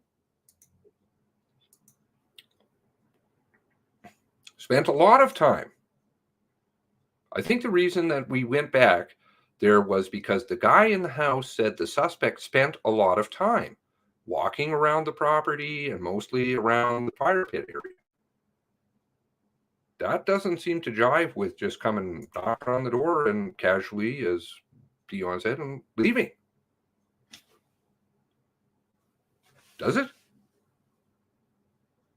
Maybe I'm just misreading things. He was there from 9:57 until 10:08. And, I have to just put this other video out. And he went on leave. Like, I think he's going to run his time down. I think that's what he's been doing since April this year. And that he sounds like a real good cop. And he doesn't have, the detachment politics and all this other stuff. He does his own thing. He's responsible generally to himself, which makes him very unbiased. And he has a lot of interesting things in his statement, I'll tell you. A lot. Excuse me. Sure. If there's a shot on the Discord here, the Discord, whatever, I would gladly love it. Okay, no. It's 9:57. I think I had that right before, and when I pulled up the map, I'm like, that's not right. It's not 9:49. I don't know where that's coming from. I did correct myself. 9:57, and he's across the road, and then he goes across the road again, and then he's just sitting there for 11 minutes. I question the manpower there as well. It's illogical. I just come at it from a logical point, try to. Something doesn't quite add up, then I'm like, what's going on here? I truly believe Lisa B set a few fires and shot a few family members as well. So sad. I don't know.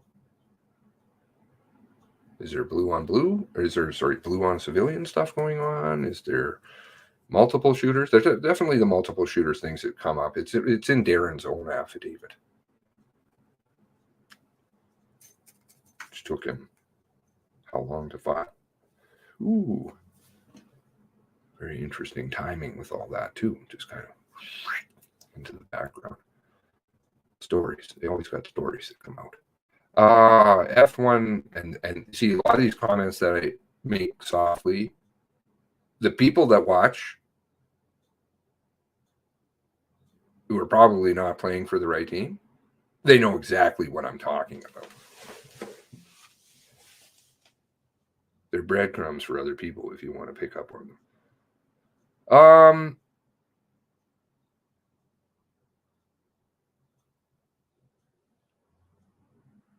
Has the F-150 ever been found? No, but the F-150 does pop up other places. And Julie was kind enough to point out that it too was interestingly marked as a pointer vehicle. Why? Pointer vehicle, for those of you who are interested, is a vehicle that's under observation or has it's of police interest. Let's just put it that way. These videos keep auto running 144, constantly changing. You have to change it yourself? Great. Well, like I said, no CC works, no chapters work on any of my videos. I shouldn't say, I don't know that. I don't know that for a fact, but I don't think they do. None of it does.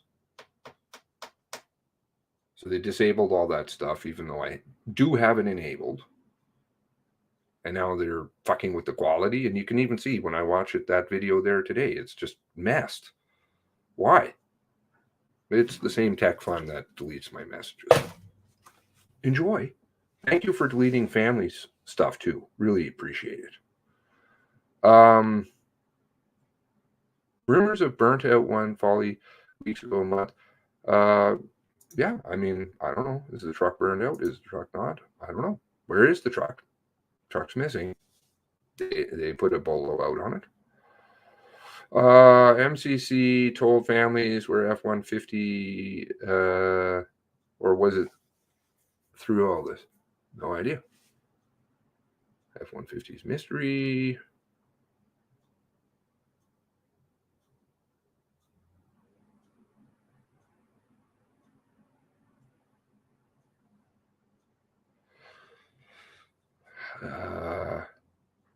I think, there's comments in here that are reasonable questions. They're reasonable questions to ask. If you don't want to provide the evidence, then that's what's going to happen. People with logical brains are going to ask questions. There's an individual who emails me periodically, and I know that he watches. I have not really ever corresponded with him at all because I'm just terrible on that kind of shit. I'm not very good at contacting anybody. But he had some interesting things to say about how a commission works. Well, let's see if I can find it.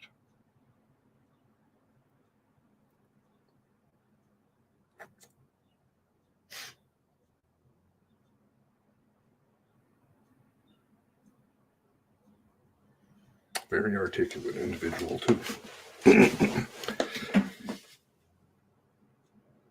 It is unfortunate that no one, as far as I know, did a proper early analysis of to forecast all of the ways in which the MCC would be misdirected. Well, I may have said a few things. My former boss, we won't get into that, but let's just say that it's political. Somebody who was involved with Ottawa for a long time, told me personally that all government inquiries are designed to cover up, or at least distort, the truth. This makes sense. People believe that government acts in their interest. But of course, this is never the case. Everything that governments do is for the purpose of pleasing their paymasters, who ultimately are those that manage international finance. And he goes on to talking about specific inquiries that are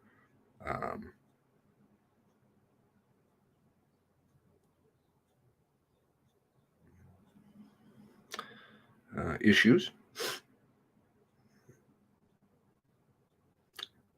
First, you appoint a chairman who can be counted on to make inconvenient evidence disappear. Then you engage commissioner reporters who have little or no experience reporting accurately Then you fail to swear in witnesses so that they are immune for the charges of perjury. Not that it applies in this case. Then you supply a couple of scapegoats to take the blame for the disaster. If someone has to be blamed, then at the last minute you produce a mountain of documentation. Now, I know that there's lots of family members that do watch, and you know exactly what I'm talking about. On our end, we see one thing. We see what the MCC does. We see their games with the website and how you can't really download things. They take things down and put them up and play squirrely games, and their site is not navigable. And that is nothing in comparison to what the families have to go through. It is boxes and boxes of stuff. And that's what you do. It's like lawfare. You drop it all at the last second on people. And then, without a continuance, you're kind of screwed. Mountain of documentation in a form that no one can penetrate. And so it goes on, it goes. The truth is smothered in multiple layers of incompetence, falsehood, and deception. And the deception thing is quite an interesting one. And again, in the future, all these truths will come out. All of the shenanigans that go on. People that aren't quite who they purport to be, playing games, backstabbing. Interesting. Very interesting. And he closes with a quotation. Quote, "War is the pursuit of politics by other means." One of his less articulate, though he is quite articulate, pieces of writing. And I appreciate him watching and sharing, so I guess that's my response to him. And maybe one day we'll have a great conversation. Hello, Strawberry. It is odd the MCC can only show a few stills, not the actual video. Is it? Is it so odd? Or is it on purpose? Are we all getting it yet? MCC isn't supposed to be completely transparent with us all. Why pay us $13 million to lie? If you think it's $13 million that has gone into this, I've got a bridge to sell you. It's a hell of a lot more than that. A lot more.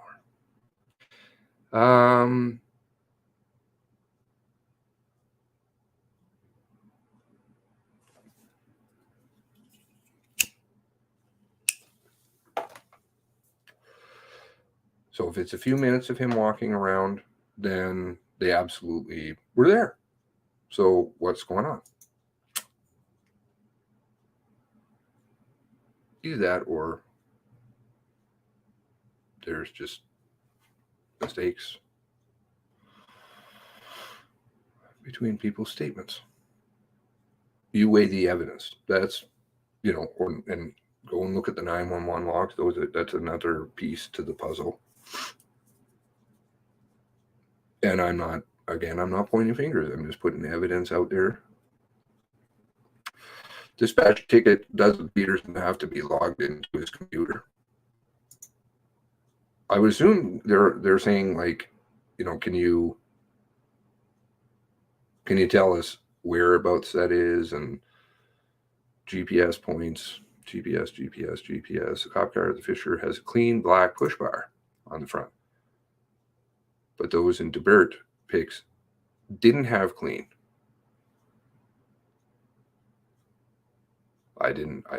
Interesting, I didn't pick up that it was dirty, but my eyes aren't that great.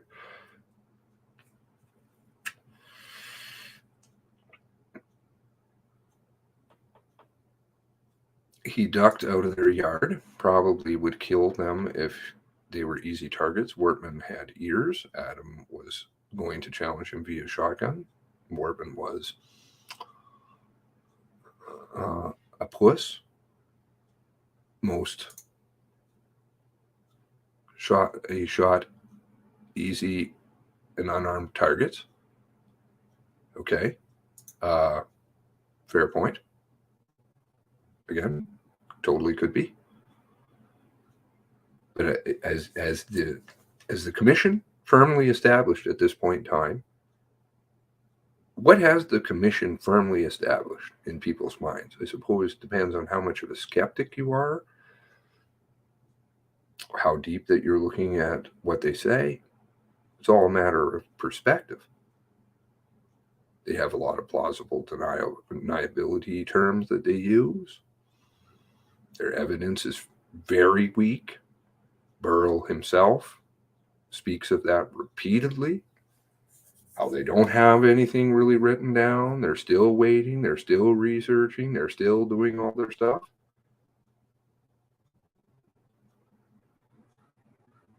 I don't think they establish very much as, really.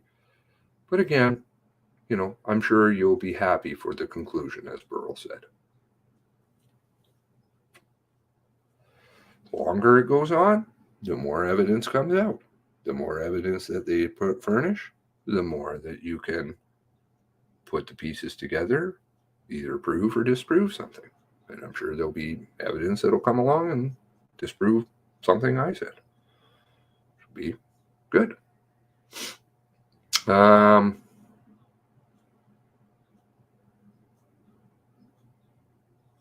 Well, he said he did. It just took a little bit, and then he couldn't see anything. But if you identified him, wouldn't you be looking in your rearview mirror?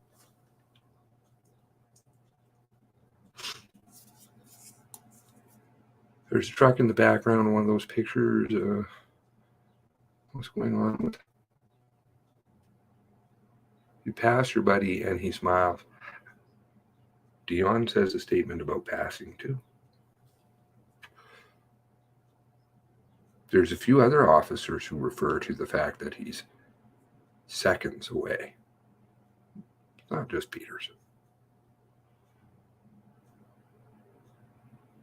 Yes, I was told quite early on, not well liked. I'm not well liked from Ottawa. That's fine. I didn't come to this to make friends. I already had one good one. Which, if you can give me a moment,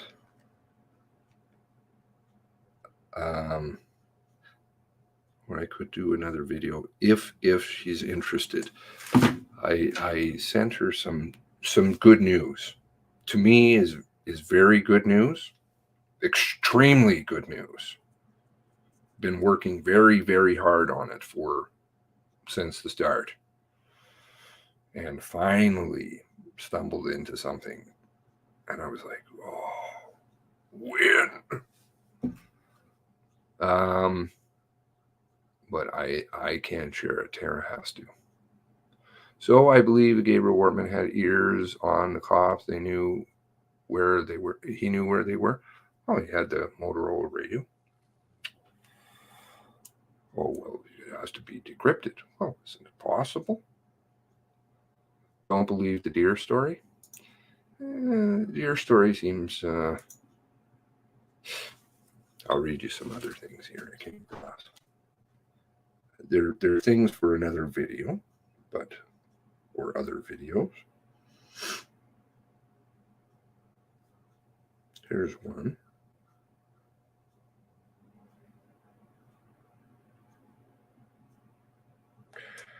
That part's quite alarming, but we'll leave that one alone.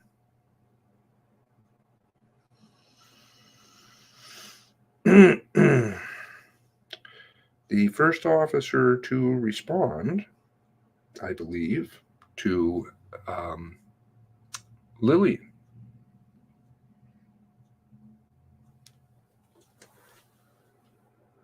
Is that going to show up?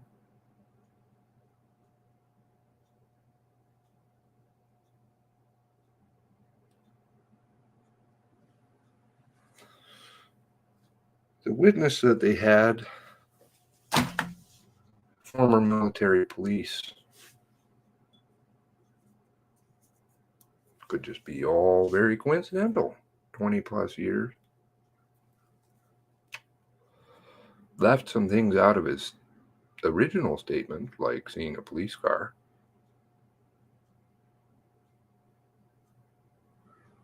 What did he see? I don't know.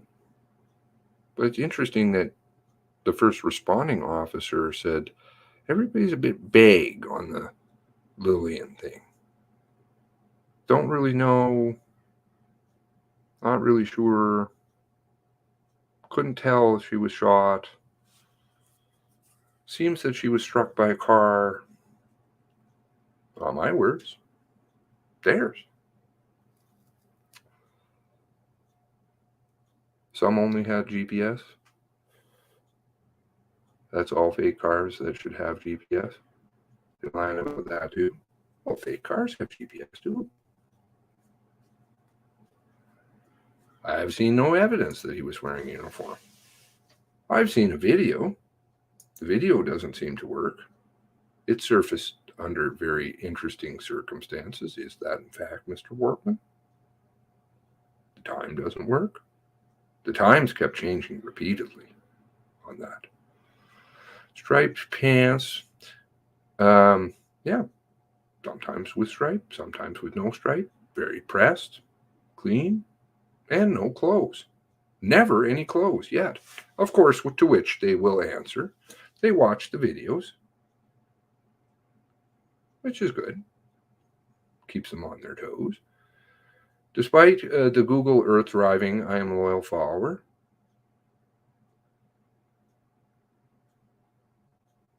Okay, well, there is compliments, and I just will leave those alone, but I appreciate that. But I just can't drive Google. I'd rather, it's better to walk humble and self-deprecating, I find. People see the truth. You can say something about yourself, but they know the reality. But then you don't have to walk around and puff out your chest. You just are who you are. Did suspect drop off bag of evidence to be destroyed? Did Ert interrupt a burn pit party? No idea. Seemed like the fire pit was important. I don't know. He didn't find anything. If Peterson checked the dispatch computer in his car in Masstown, then he would have had to been logged into his computer. I think that's a very good point. GPS to see dispatch before he encountered perps by cars. Bonging out radios. How many bonging out radios do we need?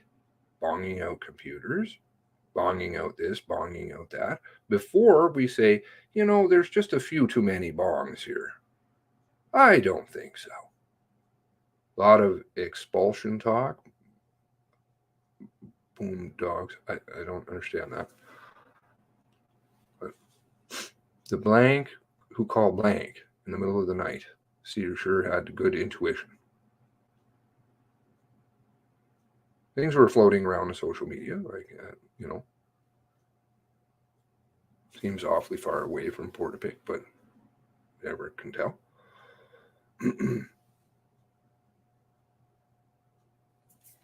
Maybe heads up. How can we still not have proof or evidence released to the public? Hell, I thought the families at least had tapes and proof, but they didn't seem to either. I'm still extraordinarily disturbed by, and do you know what? That story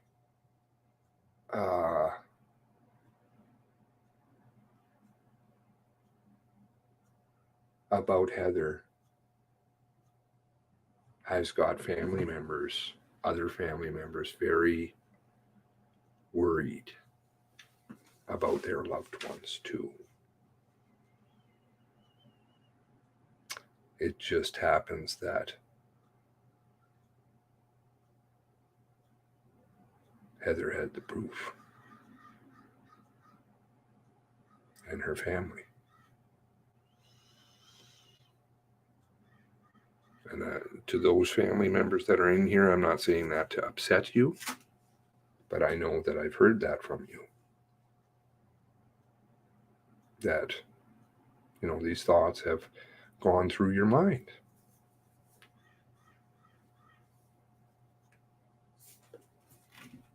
That's very, very disturbing.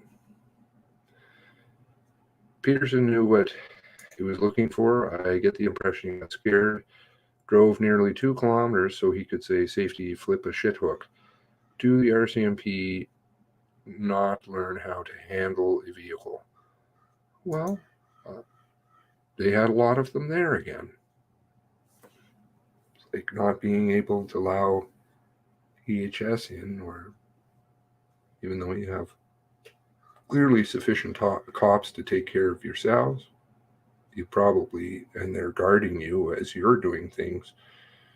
If you added 2 more so that they didn't have to do the work that, funnily enough, an EHS worker is far more qualified to do, that would be 2 more people guarding the ambulance people.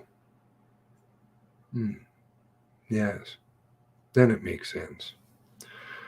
Footnotes, Stanton book. Books. It's almost like artwork. Huh.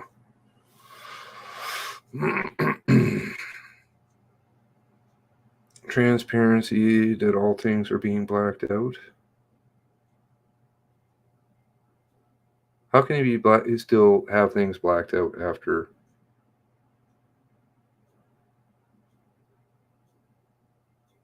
coming on 2 years?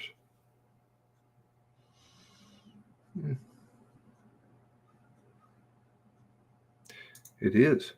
And it's right in front of everybody.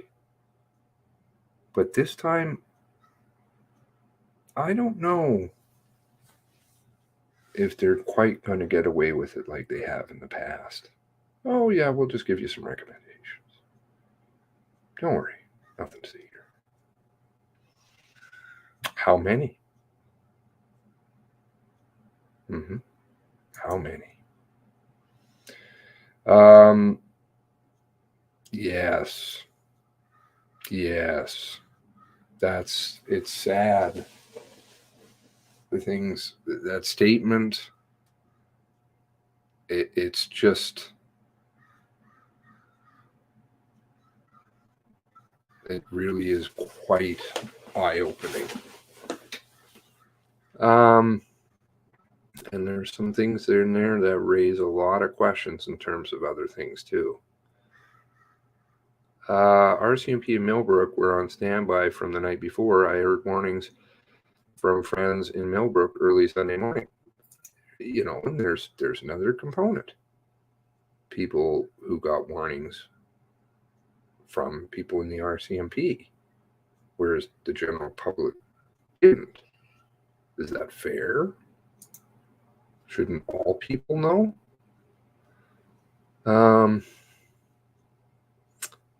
Well, then, like I said before, maybe it's time for some more protests. Peaceful, with signs. Media has finally been forced, I would say, though they're not willing, really, to look at certain things. I mean, if you can't look at 2 statements and compare them side by side and say, whoa, still very interesting.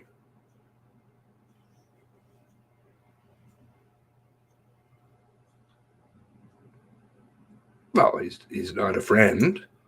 Friends take a long time to garner, but he's a very interesting fellow. Smart guy. And I appreciate always any kind of input, criticism, or not, if it's constructive.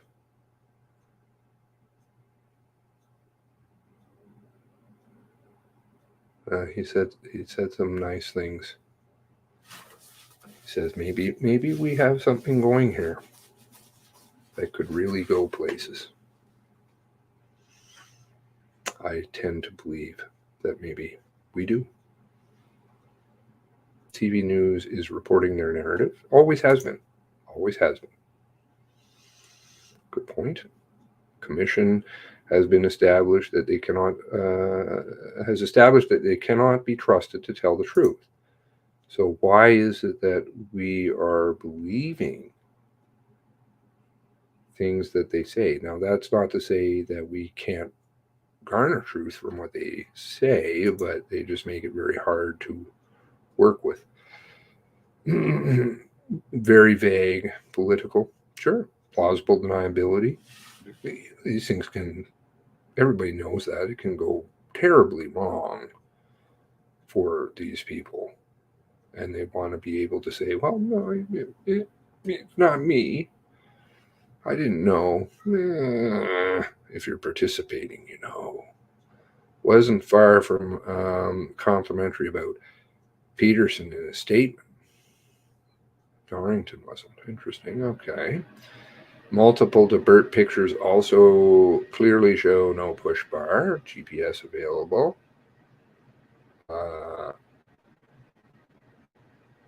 The divert pictures are in video is questionable, very questionable.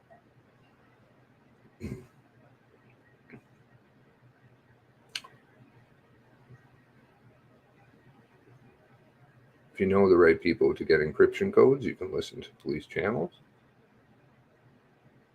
And again, this is even presuming that Wortman et al., i.e. Lisa, others, aren't in fact employees of the federal government or some other institution, Alphabet.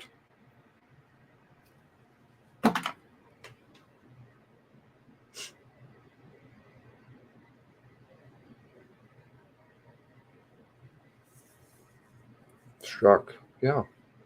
I mean, struck by a car? A lot of people keep saying struck by car. Lillian is a major question mark. Major question mark. And none of these things that I say is at all to dredge up painful things for family members. It's to get answers for themselves and, funnily enough, for the public, so that then this does not hopefully happen again, because I'm sure that equally they would wish not to have anybody else go through what they do. All cars have built-in GPS, whether you like it or not. You can turn off location. Oh, absolutely. You can't turn it off. Only way you can turn it off is stick it in a shredder. 100%. Good call. Dorrington's statement must contradict Peterson's. How have had the chance to compare those? Last week, development. Forgive me, I missed that. Why do you need forgiveness? They like to keep people busy because then you can't see what's going on right in front of you. Drowned us in Bachelorette. And you'll be happy for the conclusion.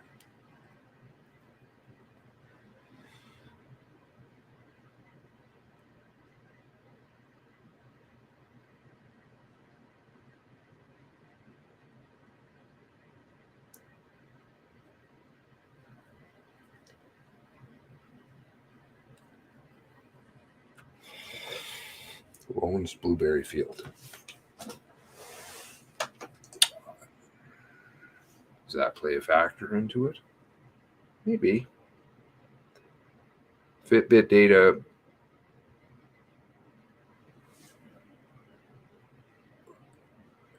What are we supposed to do with that? About the Fitbit data? Nothing. Be shocked, I would hope. Very disturbed. Compassionate for the family members. Extra. Anybody download missing documents? Post them on Facebook.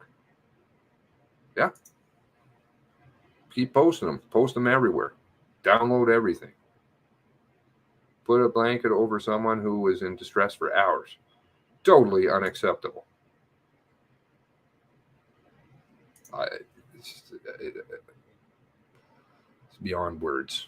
Beyond words. Non-adversarial, not assigned to blame, Fitbit data. Why would they do that? It's inexplicable. Oh, you know, and they hoped that the truth would come. Didn't get it. Why is it that some people aren't asking?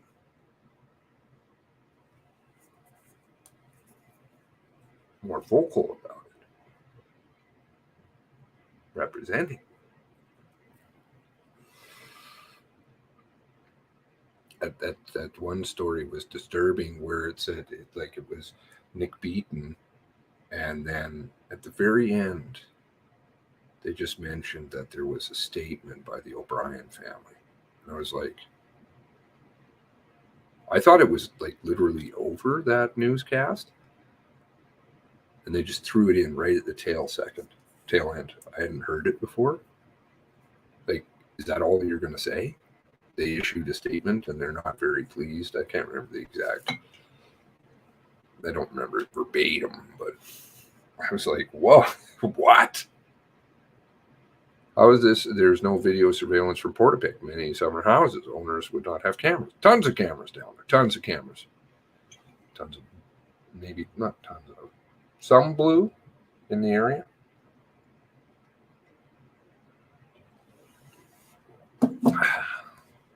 Everyone with a blank, let her die. Protests. Protests are peaceful. Worked before, even though they tried to sew it into something else, because that's what they do. That organization disappeared. Any cops panicked.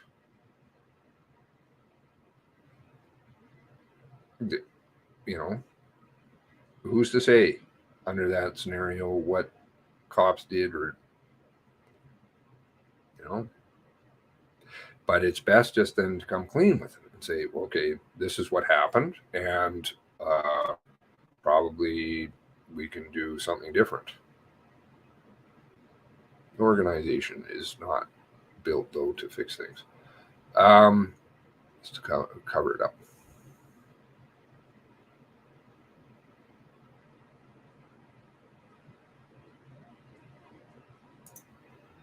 Well, I don't think it's ours to come to the conclusion and find, right?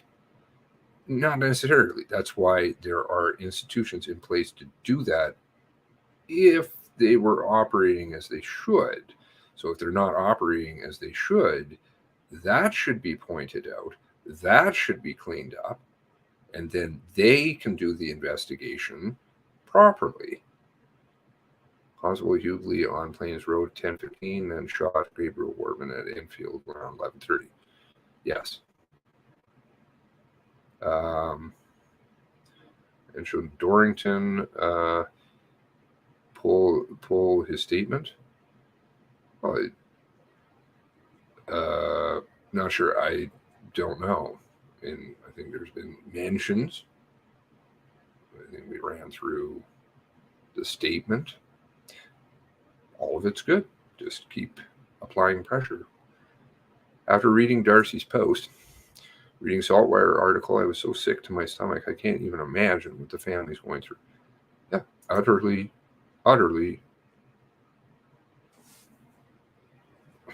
meant to be an afterthought. CTV, really, get yourselves together. Totally avoided on CTV News, but this is because the who finances these organizations. It's all part of the same machine. It's a very, very complicated machine. It's the same one that infiltrates Facebook or Discord, or pumps out things in the back rooms, as it is that is media, that is the one that possibly is doing things over in the mass casualty caucus meetings and things, possibly.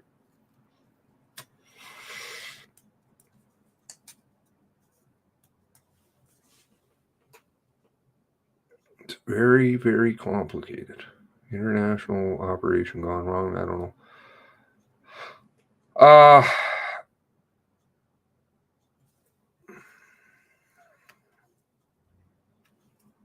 Certain accreditation. I don't believe I seen your video yet. I don't know. I apologize. I haven't got to that yet, but I will. But just running through his notes and things was pretty good. Bond and Tuck stuff in Dorrington is worrisome after wellness checks. Well, prior to wellness checks. If anyone remembers Mercedes' first story, broadcast the first days RCMP arrived Port to pick to find people and body people dying. I don't recall that, but again, I came 1 day late. 1 day late. Well, I can add. That's not mine to play. So I will. I haven't reviewed the video yet. I'd like to review the video. I don't like to necessarily say, hey, this is absolutely a place to go if you don't know. I wouldn't want anybody saying the same thing about me until they're like, yeah, I found everything that I've found very good stuff over on his channel. So I will definitely review that video and then play it. So 10/27/29 wellness checks. Oh, is there two wellness checks? 2 wellness checks? There's one in the notes.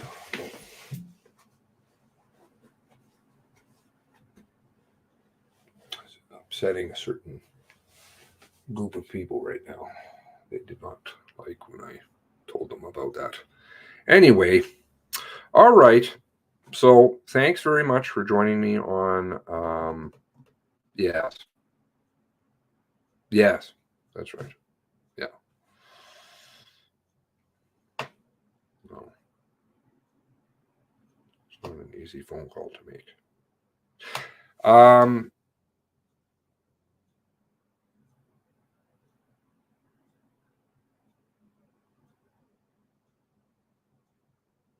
Just food for thought. Please let me know if I'm wrong on anything. Don't rush to judgment on anybody. Weigh the evidence, weigh my evidence, criticize it as you would them. That's the best way to do things. That is honestly the best way to do things. If my stuff starts to fall apart, I got to know. So it works better. Not that it's falling apart, is whatever. Critical analysis, critical thinking, logical thinking. God bless you all. God bless the 23. And yes, I will release that other video. So have a great evening. Enjoy yourselves. I look forward to seeing you next. God bless the 23. God bless you.